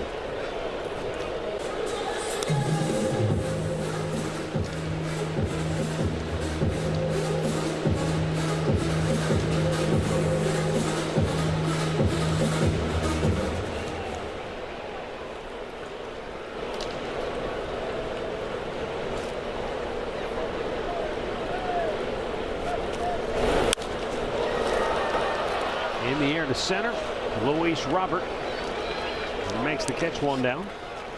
Going to get a pinch hitter now. Joe Adell will bat for Travis Bazzana in the DH spot. Number 7, Joe Adell.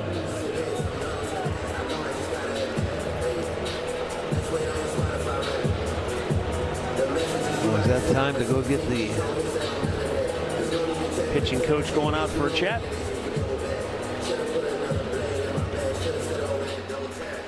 Well, the Guards host the Padres on Saturday. That'll be August 15th, and 15,000 fans will receive a City Connect sling bag thanks to the Cleveland Museum of Natural History. Tickets are on sale now. Just go to CLEGuardians.com to get your tickets.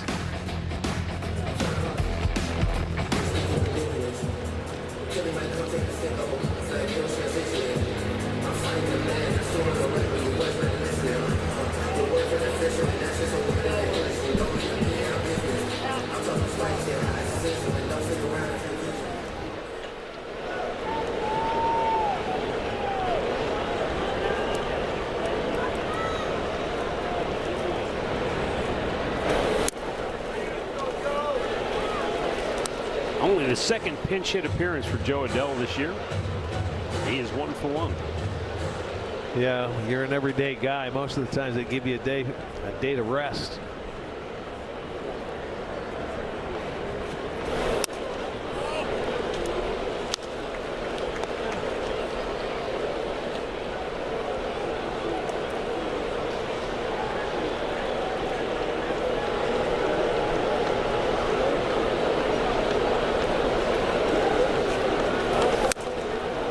Sometimes when you have a day game followed by a night game, it's the hitters who maybe show up a little late. Today it was the pitchers who didn't answer the bell early, and the offenses have responded to the tune of 11 runs on 19 hits.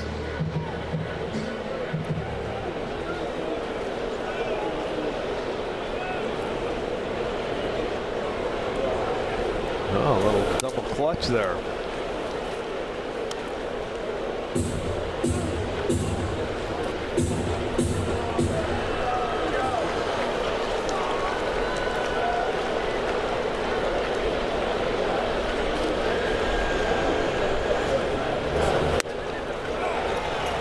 Adell is out on strikes. 2 down. Comes back with a changeup right here, and it sort of locked him up. He sees it, but he just couldn't pull the trigger. So he'll go down looking. Out number 2. Chase to Lauder. has walked, singled, and scored 2 runs.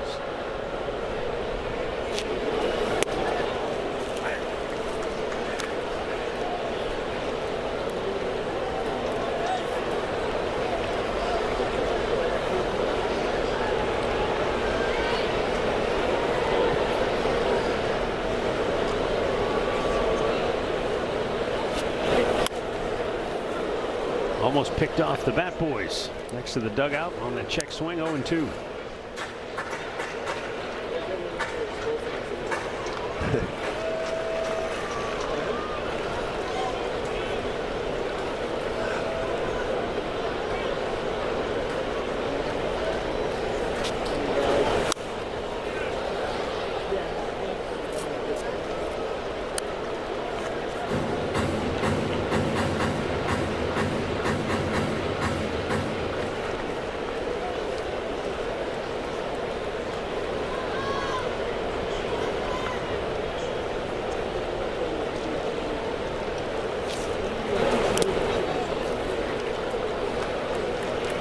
One ball, 2 strikes for DeLauder.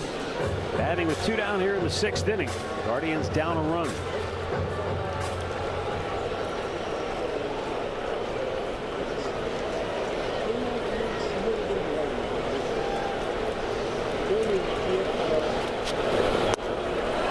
Checked, it was low. Guardians began the day still 3 games back of Chicago in the AL Central, 1 game in front of Minnesota, and a game and a half ahead of Detroit. So the division very tight among the top 4 teams. DeLauder strikes out. They go 1, 2, 3. We go to the 7th. 6-5 New York. Well, it's going to be another Kids Fun Day on August 16th, and all kids get to run the bases after the Guards face the Padres at 1:40. Thanks to Cleveland Clinic Children's. Get your tickets now at CLEGuardians.com. They got hosed on Sunday when they had the rain and everything, and they had to cover the field. They weren't able to run the bases. So hopefully, if you come back on the 16th, you'll get a chance to do it. Craig Yoho on to pitch for the Guardians, and a swing and a miss by Marcus Semien. Yoho came over from Milwaukee prior to the deadline. He's pitching in his 3rd game with Cleveland. 2 scoreless innings so far, and a swing and a miss by Semien. It's 0-2. Semien a solo homer in the 2nd, a sacrifice fly to knock in a run in the 3rd, and a double in the 5th. Mets had an opportunity to really blow this thing open in that 5th inning. They had 2nd and 3rd. After the RBI hit by Jared Young and a subsequent stolen base with only 1 out, but they could not cash in.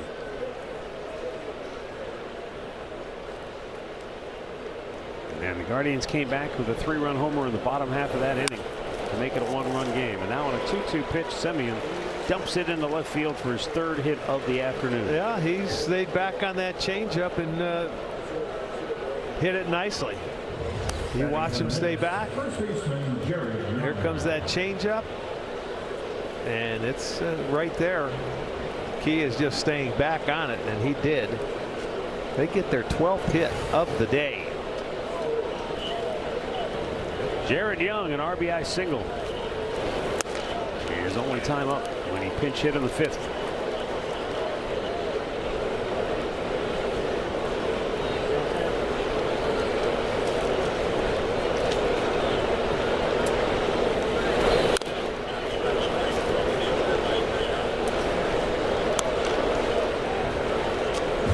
Scores from around the league, courtesy of Bet365.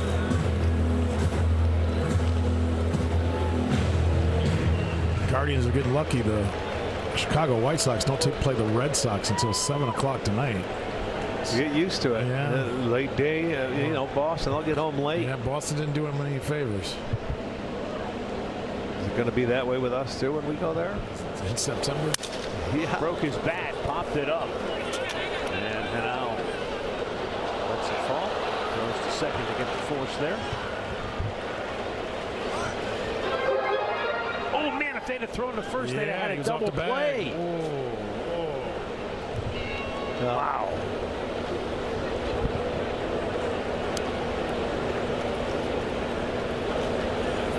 Jared Young didn't even go to. He was on his way back in the dugout. Did you not see the ball drop?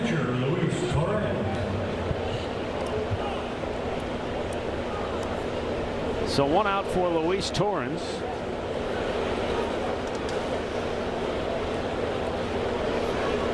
Resetting the pitch clock.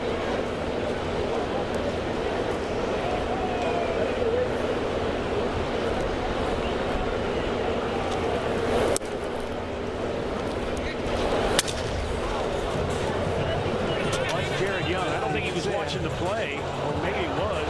Well, he hit first base, so that's why he makes the wide turn. But it's a force out at second base. Right. But he already hit the base. And he steals second.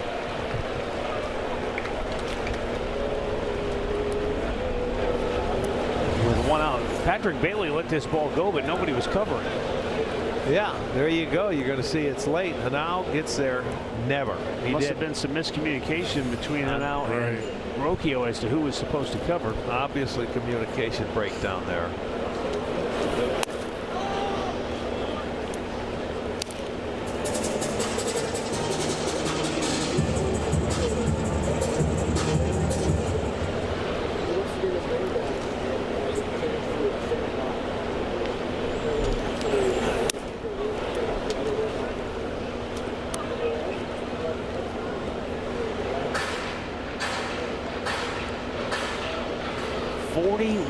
At-bats with a runner in scoring position in the series for Cleveland.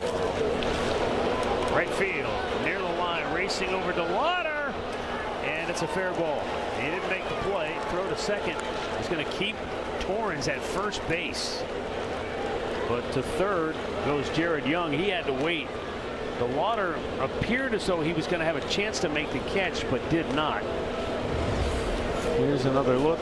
This guy, he's got pretty good pop the other way. That just stays fair. There, yeah. I mean, that hit the yellow line. Rick, you're right. The ball's traveled off his bat the other way. It really has. He's hit the ball well, and I mean, I lost it down in the corner. I couldn't see it, but it looked like Chase kind of gave up on it. If he keeps going, I think he's got a chance to make a catch.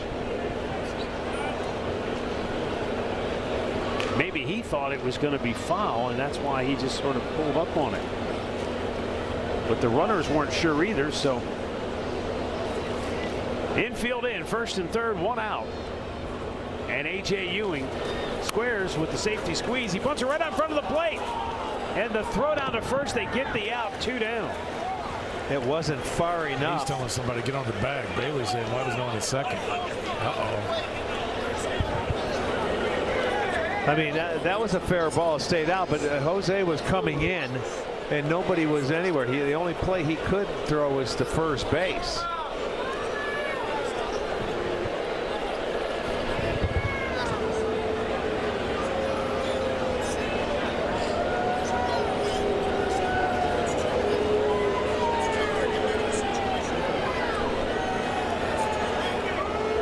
Mets think it was a foul ball, but it looked like it was clearly out in front of the plate. Let's take a look. It looked like it from our vantage point. We're behind the play.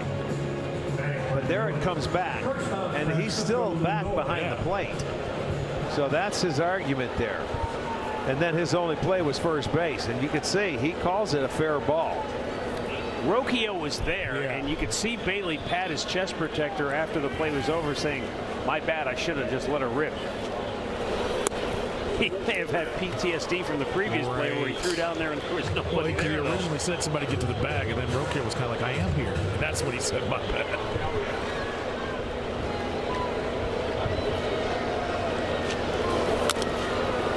Fouled it. 0-2 on Lindor.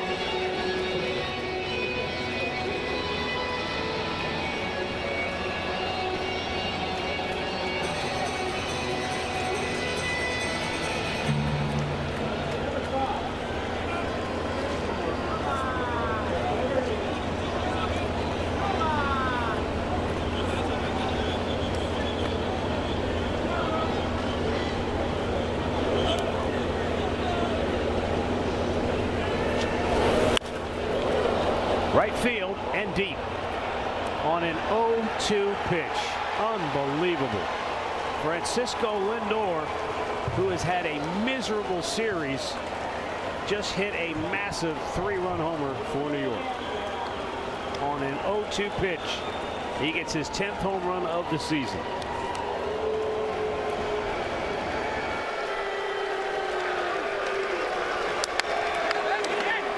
Yeah, that one hurts right there. Take a look. There's that changeup in and down right into that zone. And look at Bailey. He knew it was not the good location. You needed that ball to bounce. But he got enough of it, hit it out, his 10th homer.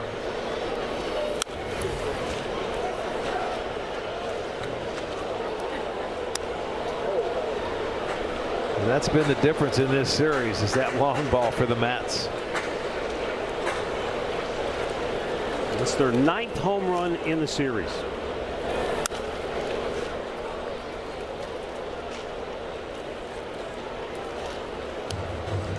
I'll give them this. They're consistent. They've hit 3 home runs in every game. A single, a 2-run homer, and a 3-run homer today.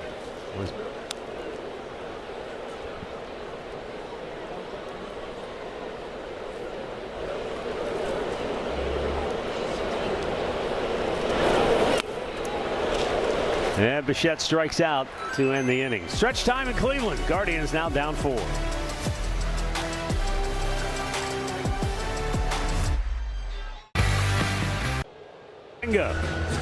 On to pitch for New York. Second appearance in the series. He pitched the 9th inning in the opener. A scoreless inning of work, walked a batter. Well, that's what they said they were going to do with him now. They want him to go out, pitch 1 inning. Just used his fastball and his splitter, and that's it. So I expect him to go just 1. We'll see.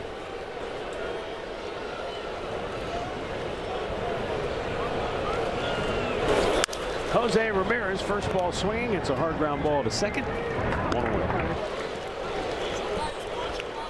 And our Chevy drive of the game takes us back to the 5th inning when Nathaniel Lowe stepped to the plate with 2 on and 1 out. Got a 3-1 pitch and blasted it into the cheap seats for a 3-run homer. Yeah, we're a 1-run game at that point. Right back into the ball game there, made it a 1-runner, but that 3-run homer in the top of the 7th just took a lot of steam out of this team.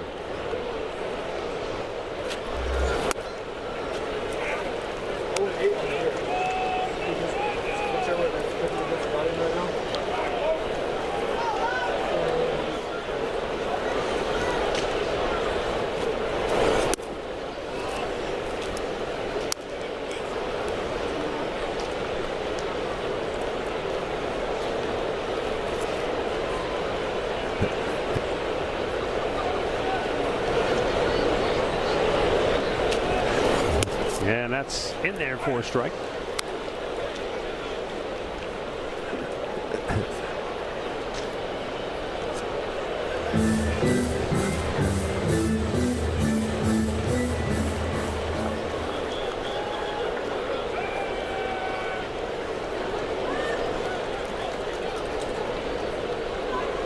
The 1-2 pitch is up and away.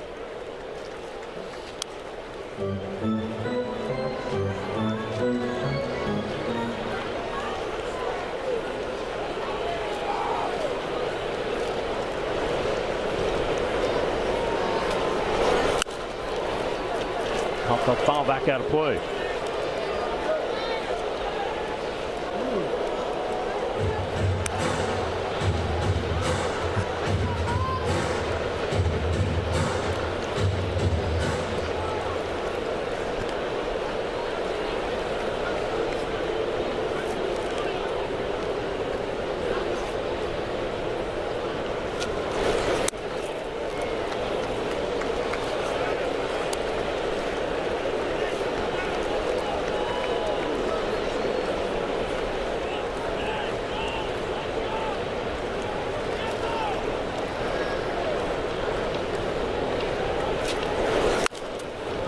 That's fouled the first base side.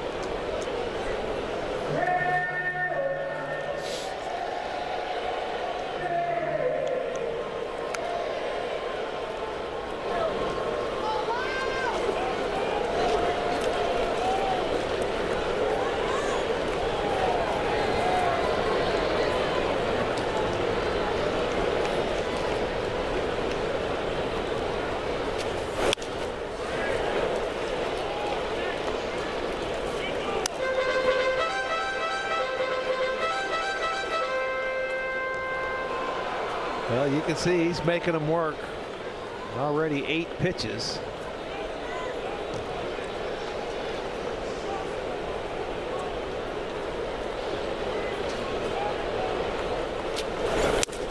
And he strikes him out.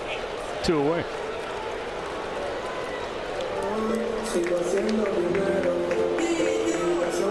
Save for Cleveland, left fielder Angel Martinez.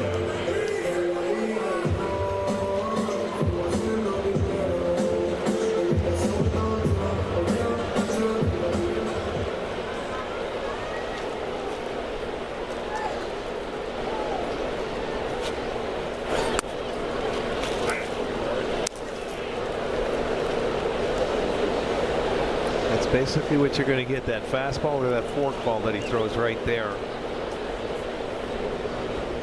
Forkball you don't want to swing at the first pitch. But he bounced that one and he couldn't check his swing.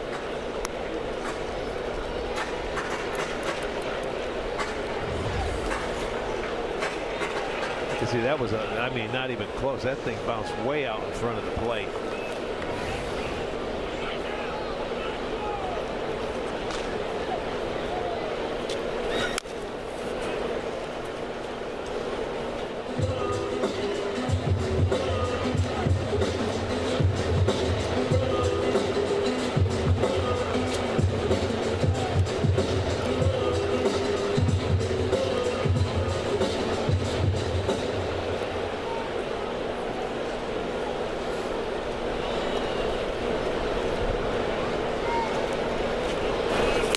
And he strikes him out. 1, 2, 3 go the Guardians. We go to the 8th. 9-5 New York. 125 years of Cleveland baseball. You can make a donation of $125 to the Cleveland Guardians charities, and you will receive a limited edition 125th anniversary jacket. Proceeds will benefit more than 15,000 youths, and learn more at CLEGuardians.com.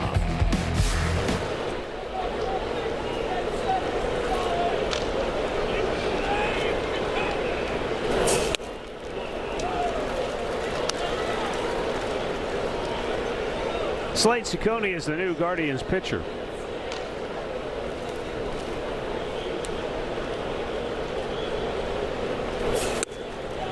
And Luis Robert is down on the count 0-2. He has 2 hits today, both singles.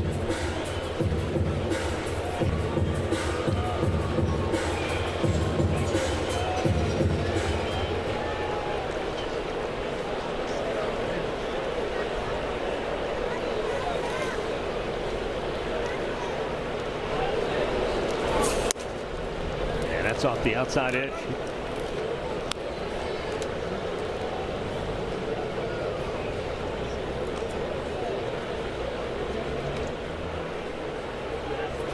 Quick pitch to just inside. 1-2 the count. Ciccone worked 2 2/3 innings in the series opener, and his first appearance out of the bullpen as a Guardian. Gave up just the 1 run on a homer to Carson Bench. That is a fair ball and no play for Jose Ramirez. It'll be an infield hit for Luis Robert, and it's his 3rd hit in the game here today after he was 0 for 5 with 3 strikeouts in the first 2 games. Even though he slipped, I don't think he would have had him. Watch, he couldn't even get a throw off once he tries to plant, and there goes the foot. Left foot slid. He could not do anything, so that's a hit. 15 hits now for the Mets. They have had a big series here.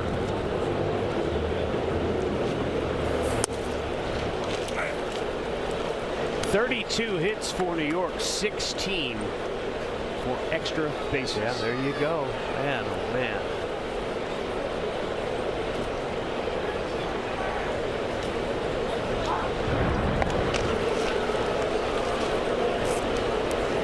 It's a good sign for both Slade Ciccone and the team as a whole.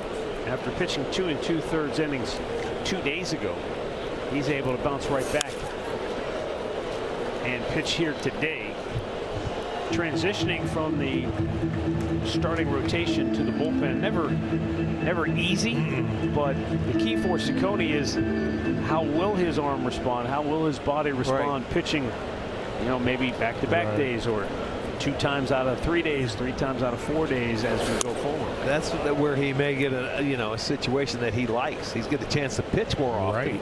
Well, and you come in, it doesn't have to be more than 1 inning or anything, but right now he's stretched out like a starter, so he can go. You just hit on it. He likes to pitch. I know. I mean, to me, I've heard some pitchers say, I like the bullpen because I get an opportunity. I have a chance to play every day. Well, we've watched him as a starter get out early and do all the things that he likes. He goes out about an hour early.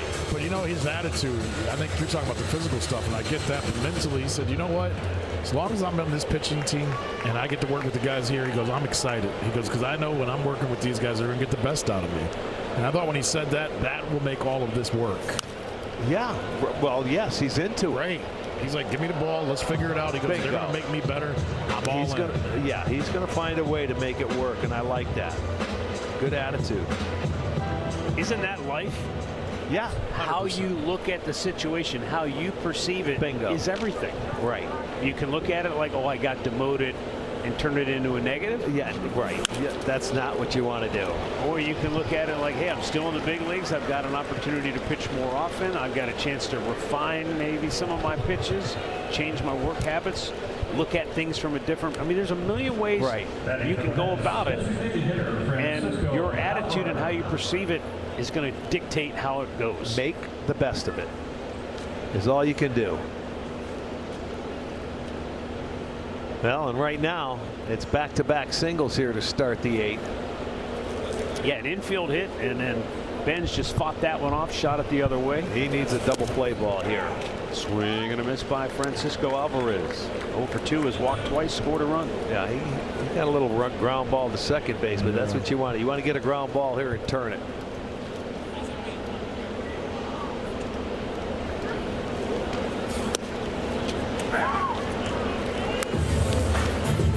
Two good pitches. He's ahead 0-2.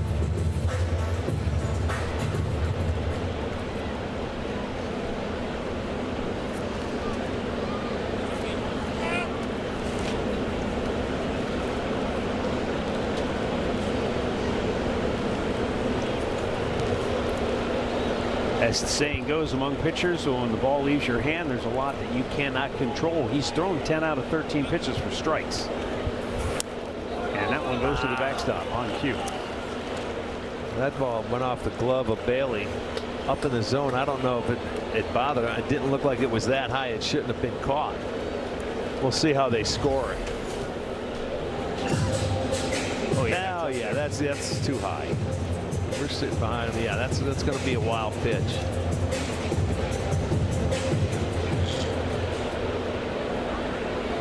Now he needs a strikeout.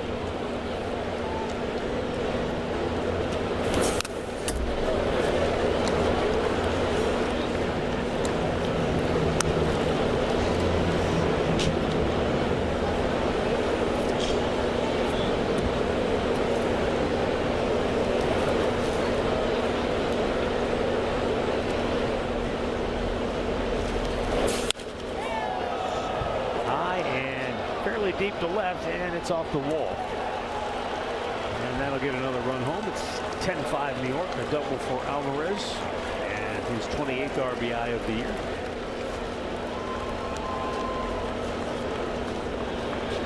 Yeah, that's one as a base runner. You've got. I know it's not your home park, but you got to be able to read this ball better. That was a hanging breaking ball way above the strike zone. He gets on top of it. At second, you got to read that ball is not going to be caught and you'd be able to score easily. They waited till it hit the wall and they held him up, and he never even got rid of the ball. I guess you got to give credit to Angel Martinez for deking him. Well, yeah, I guess if that's what you're not even looking at. If you're looking at him and not the ball, you've got to be looking at the ball. Rick's you got to know what's going on. That was high off the wall. There was no way you can't read that. To me, that's not good base running. You got to know that. You can't put that on your coach. Watch it. I mean, watch it. You see, he can deke you all you want, but you can see that ball was not even close to him. And he's a lot closer to the left field wall than we are. He was good at arithmetic, but not reading. Well, that's all it is. It's a matter of concentration and doing your thing on the bases. You don't need your coach most of the time if you do your job.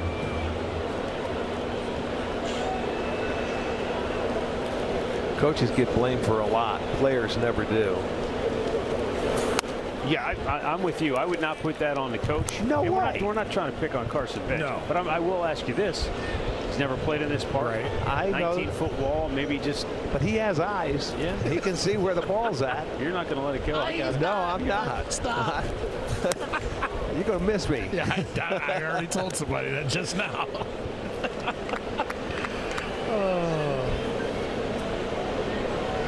Schoolboy, somebody needs a nap. It's bad. Yes, sir. No, I can wait till 4.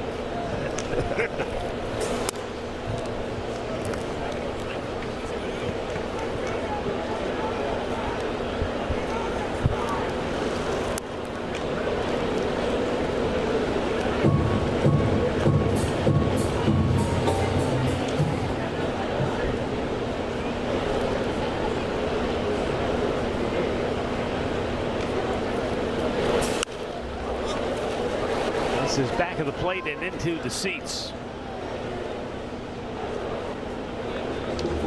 As you say, when you don't score, when the offense struggles, the team tends to look a little lethargic, low on energy. And that certainly, I think, has been an honest assessment of where the Guardians are at in this series in particular. And I say that because I have noticed at least on 3 separate occasions today, I just happened to look down, and I've seen Jose Ramirez clapping into his glove. In other words, he's trying to get the other guys on the field, trying to generate a little, hey, come on, let's go. He's sensing that lethargy around him on the infield. Yes, indeed. So that's ball 4. Now the bases are loaded, and Cicconi's still looking for the first out of the inning. And here comes Carl Willis again. Carl's been out there more today than he has in a long time. I think this is the first time this year they will have exhausted their mound visits.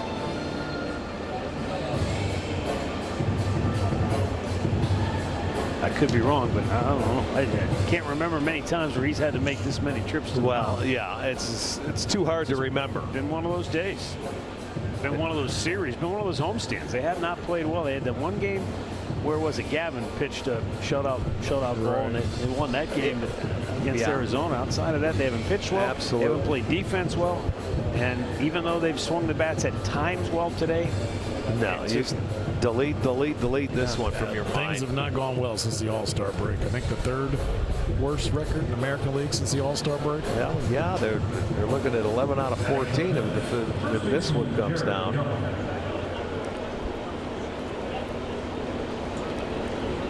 their hopes of a rally are hanging by a thread right now. Jared Young, the batter, with the bases juiced, nobody out.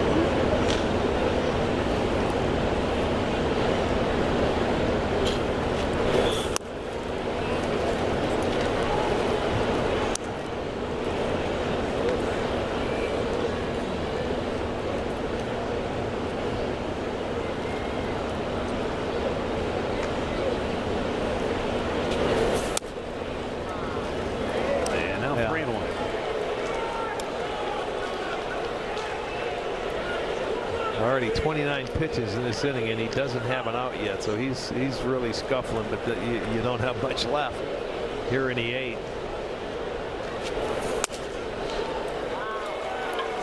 And he's walked in a run, and that'll be the end of the outing for Slade Ciccone. He does not retire a batter. And Tim Herron, left-hander, will be coming on When we come back, it's now New York 11, Cleveland 5.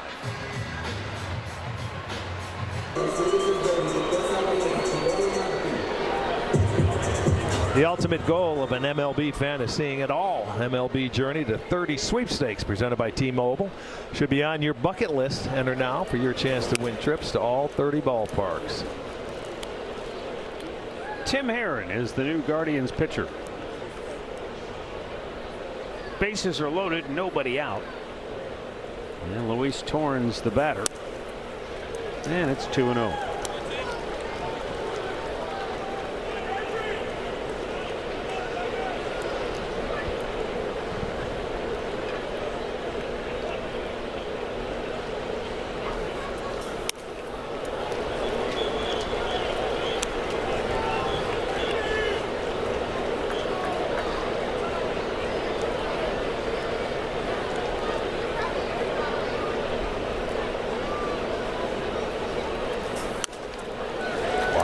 Well, for the 27,764 that turned out today, at least they can say it didn't rain.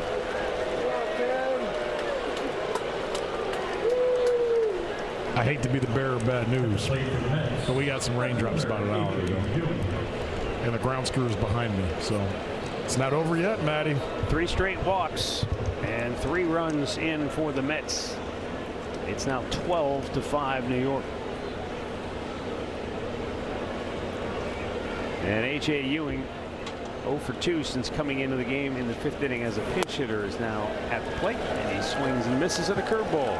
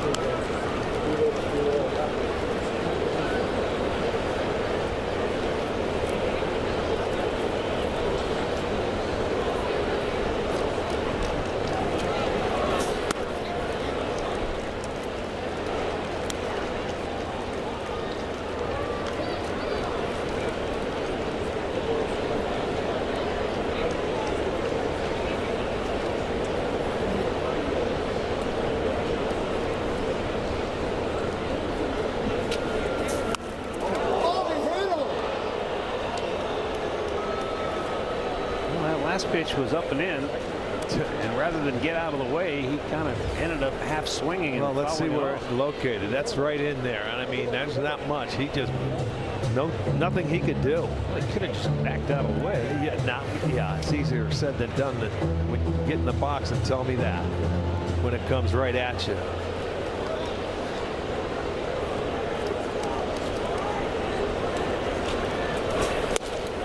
Struck him out. 1 down here in the 8th.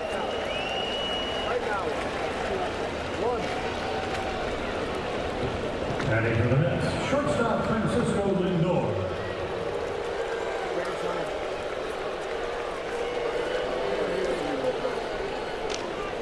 Frankie Lindor to the plate, the 8th man to bat in the inning. His 3-run homer blew it open in the 7th.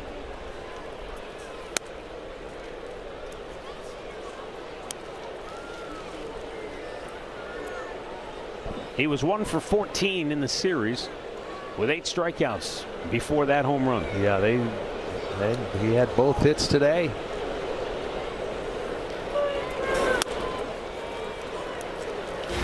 An 0-2 pitch though in the 7th inning, coming down in the zone, and it had middle of the plate changeup. He got that one into right field, a 3-run home run, and that just took the air right out of the ballpark.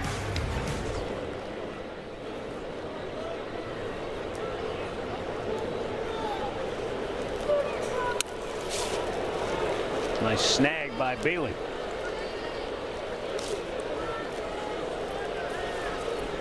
Three balls, no strikes.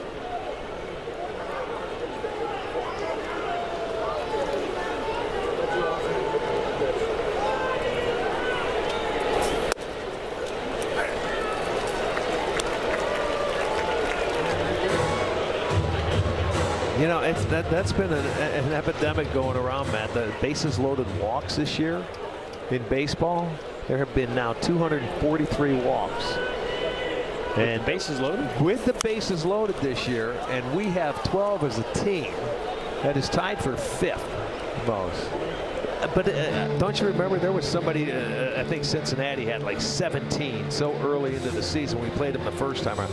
243 on the year. It really is. Well, it goes back to, though, what you were saying the other day about stuff. You know, we're seeing more guys throw 98 to 100 than we've ever seen before.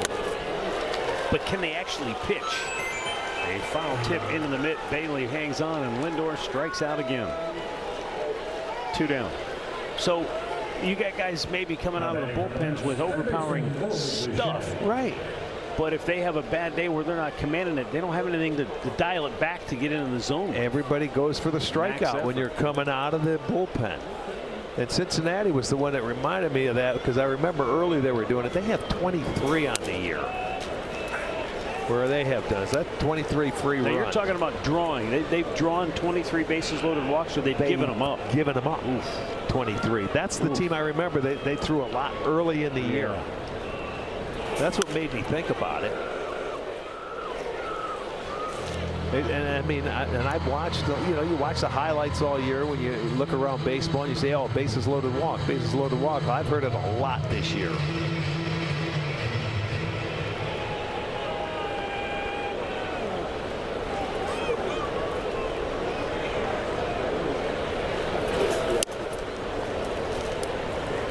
I would assume they're on the high end. I wonder what the median is. Like, what's the average? Well, we're 5th, and we had 12. And they're 23. They're almost twice as much as we are.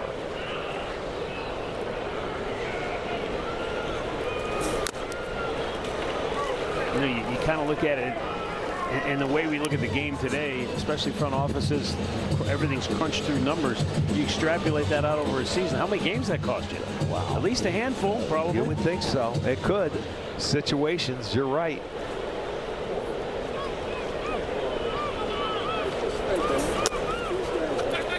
And Bailey. Boy, he's had a tough day, but I'm not saying he's had a bad day. He's got a tough one catching all the pitchers. They've challenged him. They have challenged him today, man. It's been a long day for him. He's going to get, after this game, he's going to want to get in a tub of ice. And I mean, he's been all over the place. They've made a lot of mistakes as far as pitching goes. Some bad pitches in the strike zone that the Mets have taken advantage of. He has had a long day back there.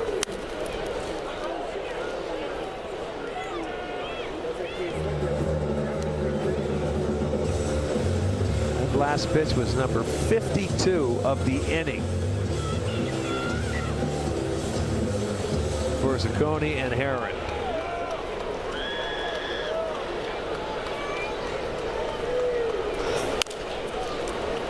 Fair behind the bag, and a long throw to first, but not in time. Jose did everything humanly possible, but it'll go for an infield RBI single for Bo Bichette, and the Mets just keep piling on.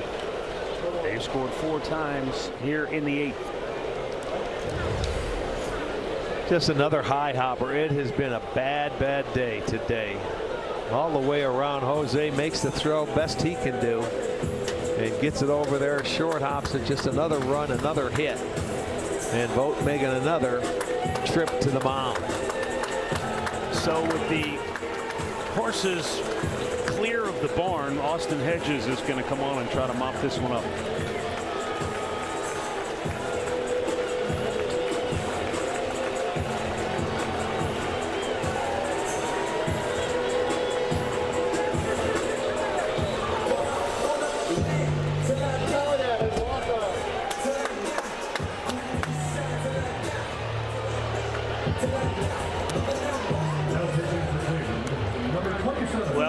You said what, 50 pitches in this inning for yeah, 50 Bailey? some, yeah. 208 for the game. Yeah, for us. Yeah, okay. So yeah, 50 in this here at the 8th inning. And it's out of control. So Bailey's he's gonna need a nice bat. Yeah, that's 2 games for him. Well, Hedgie coming on. As you know what, it seems like every catcher in baseball if you bring in a position player to pitch, they're usually the first guys you're bringing in are the catchers. Always has been.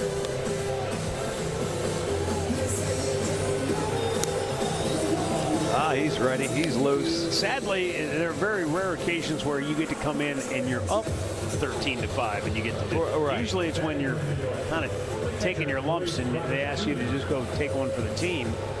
Well, yeah, either way, when you're in there doing that, that's exactly what you're doing. You're taking one for the team.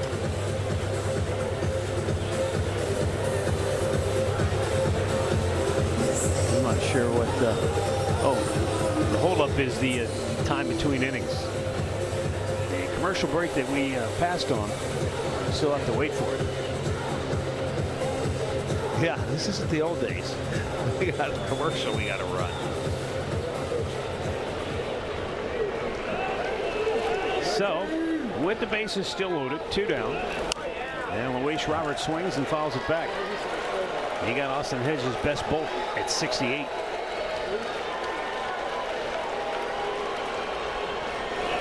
Slows it down in there, 0-2. That's one thing. He's not going to walk anybody.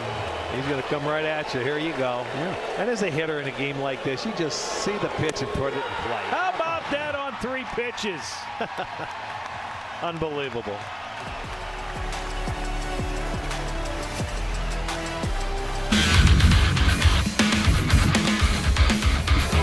Our progressive defensive play of the game, a 3-pitch sequence. Look from at Austin that. Hedges. Nothing to it. He's right on the edges. He's not overthrowing. 3 pitches to get the out. Unbelievable. Beautiful.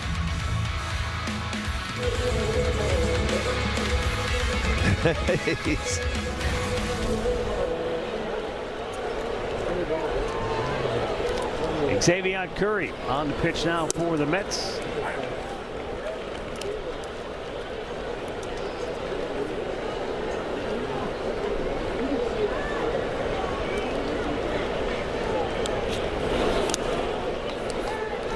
Curry was a guy who, in a Cleveland uniform, filled a number of different roles. He would start a game if needed. He pitched long relief, short relief, you name it, he did it.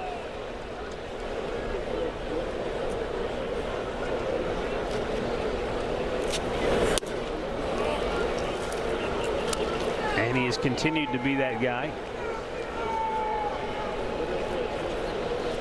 This is his 3rd stint with the Mets big league club this year.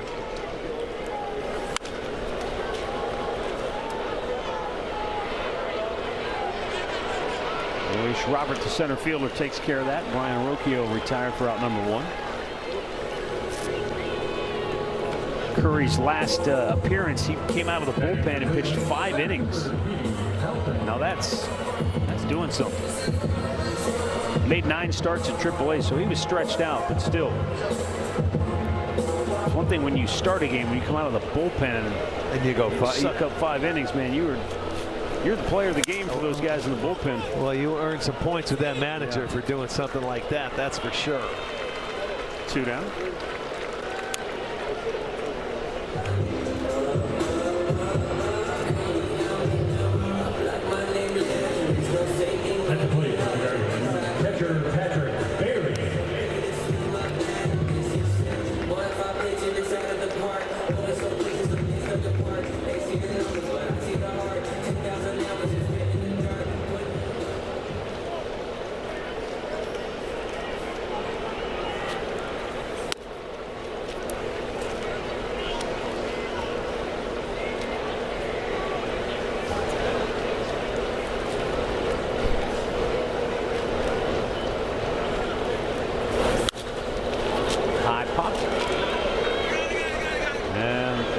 Shortstop puts it away.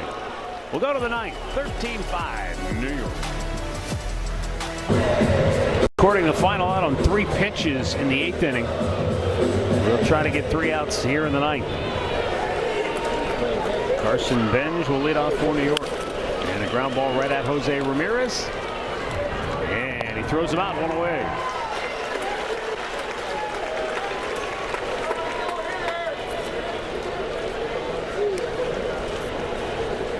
And play for New York, designated hitter Francisco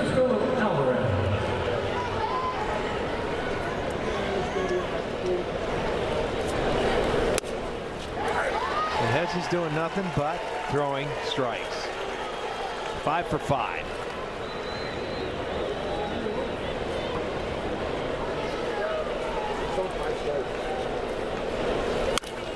How about this? Morocchio.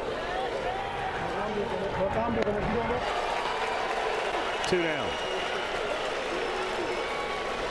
6 pitches. Yeah. 3 outs. 1 strikeout.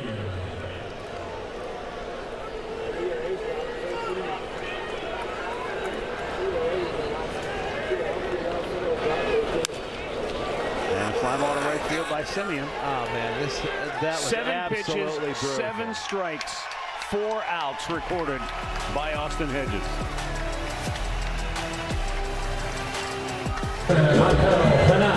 Bottom of the 9th here in Cleveland.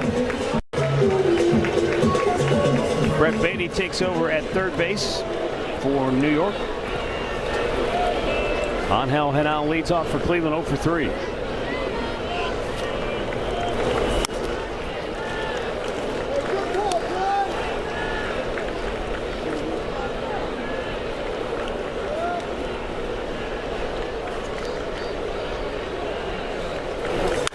And now hammers it to deep right field. That will hit the wall square. He's got to think about it and jam on the brakes. He hit it so hard, the ball ricocheted right to Carson Bench. And Henao has to settle for a long, loud leadoff single. I mean, that's a vicious line drive. Gets that fastball in there, 91, and turns on it, hits the base of the wall. So he gets his first extra base hit in his career.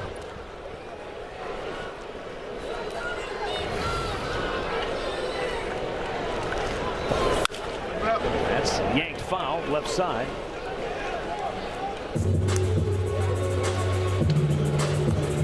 Just thinking of watching him tear around first base, thinking about going for a double.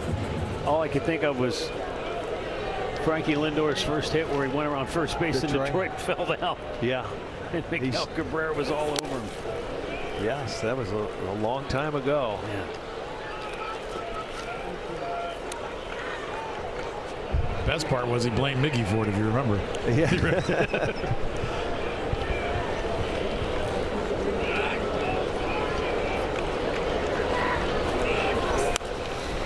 Adele fouls one back.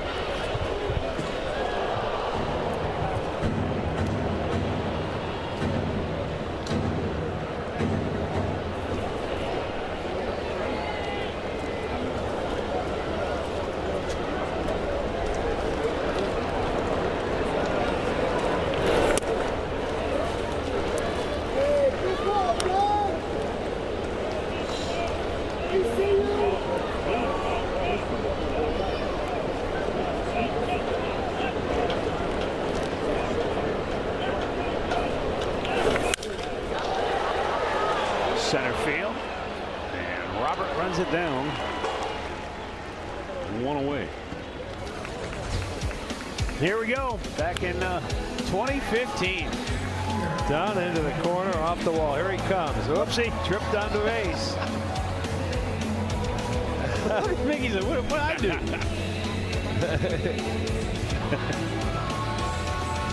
A young Francisco Lindor. That was hit number 1. 1,700 some odd hits ago. The Lauder takes the ball down low and now moves down to second. Well, this stretch of interleague play has not gone well for Cleveland. And they're not done with interleague play. As the Lauder drives one up the gut and now comes home around to score. Chase has his second hit of the day and picks up RBI number 56 on the season. He goes down, boy, and hits that low away pitch right back up the middle. Gets himself an RBI. Makes it a 13-6 game. After this big road trip, which anytime you're in the division, it's big, but they're playing at Chicago, the White Sox for 3, then they go to Detroit for 3, Then they come home, and they've got 9 more consecutive games against National League foes. They get the Padres, the Giants, and the Rockies. And that'll be it, right, for the year, Yeah. I hope. Yes. That's finally it for interleague play.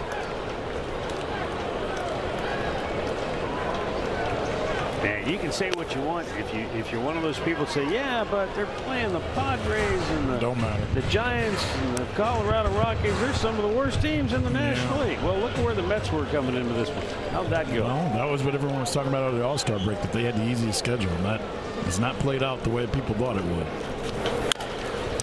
Rhys Hoskins pinch hitting here. Yanks a foul.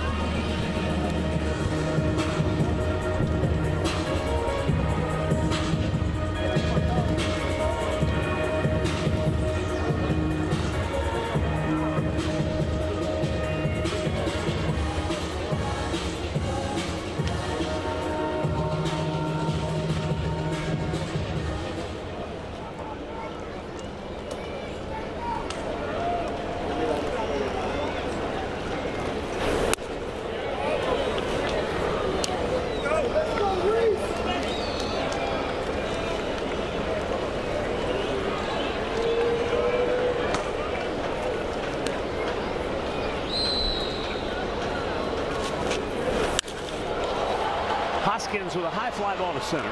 Robert makes the catch, 2 down.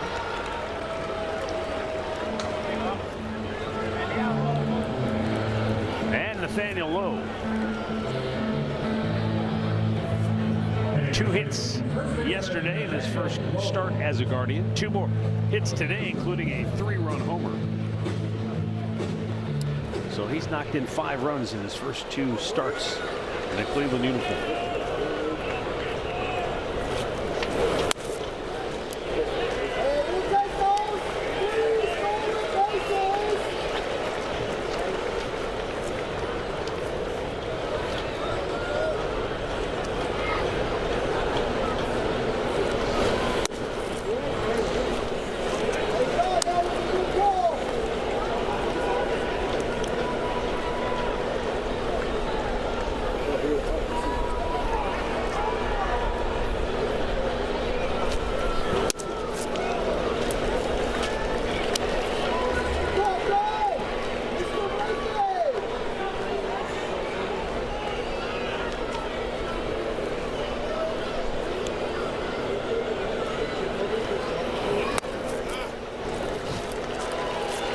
Ball 4, and the inning continues. Up comes Angel Martinez. Batting for Cleveland, fielder Angel Martinez. We've just gone past the 3-hour mark with a 2nd game in a row. And the 3rd time in the last 5 games.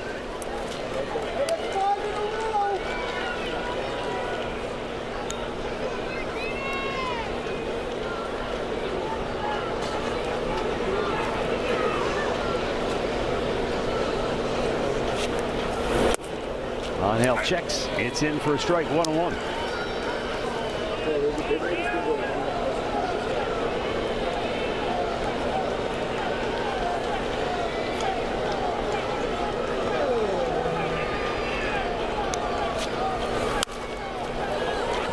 Popped up behind the plate. Torrens. And this one is over. The Mets complete the sweep. And the Guardians win just 1 game on this 6-game homestand. They have lost for the 11th time in their last 14 games, and they fall 2 games below the 500 mark now at 57 and 59. And forget about who's ahead of you, who's behind them. Yeah. They've got to figure out what is wrong, and they've got to fix it quickly. Yeah, in a hurry. You're getting back into the division on this trip. I mean, look, the offense has taken its fair share of criticism this year, but the pitching staff's got to look itself in the mirror right now, because in this series, the Mets pounded out 35 hits, 17 of those for extra bases. That's how they won this series. They just beat them up. Long ball, yes. You're right. And just this is probably the worst 3 games they played, especially here at home this year. But you know, there's nothing you could do about it. It is over now. The Mets came in and they did a lot of damage. So now they've got to find a way to turn this thing around, and they better do it in a hurry. Well, they're going to pack up and head to the Windy City for a big series with the White Sox that will begin tomorrow night in Chicago. We'll be there to bring it to you. For now, stay tuned. Guardians postgame, Al Pawlowski and Cody Allen will try to make sense of what just happened over the last 3 games against the New York Mets. Have a great rest of your evening, folks.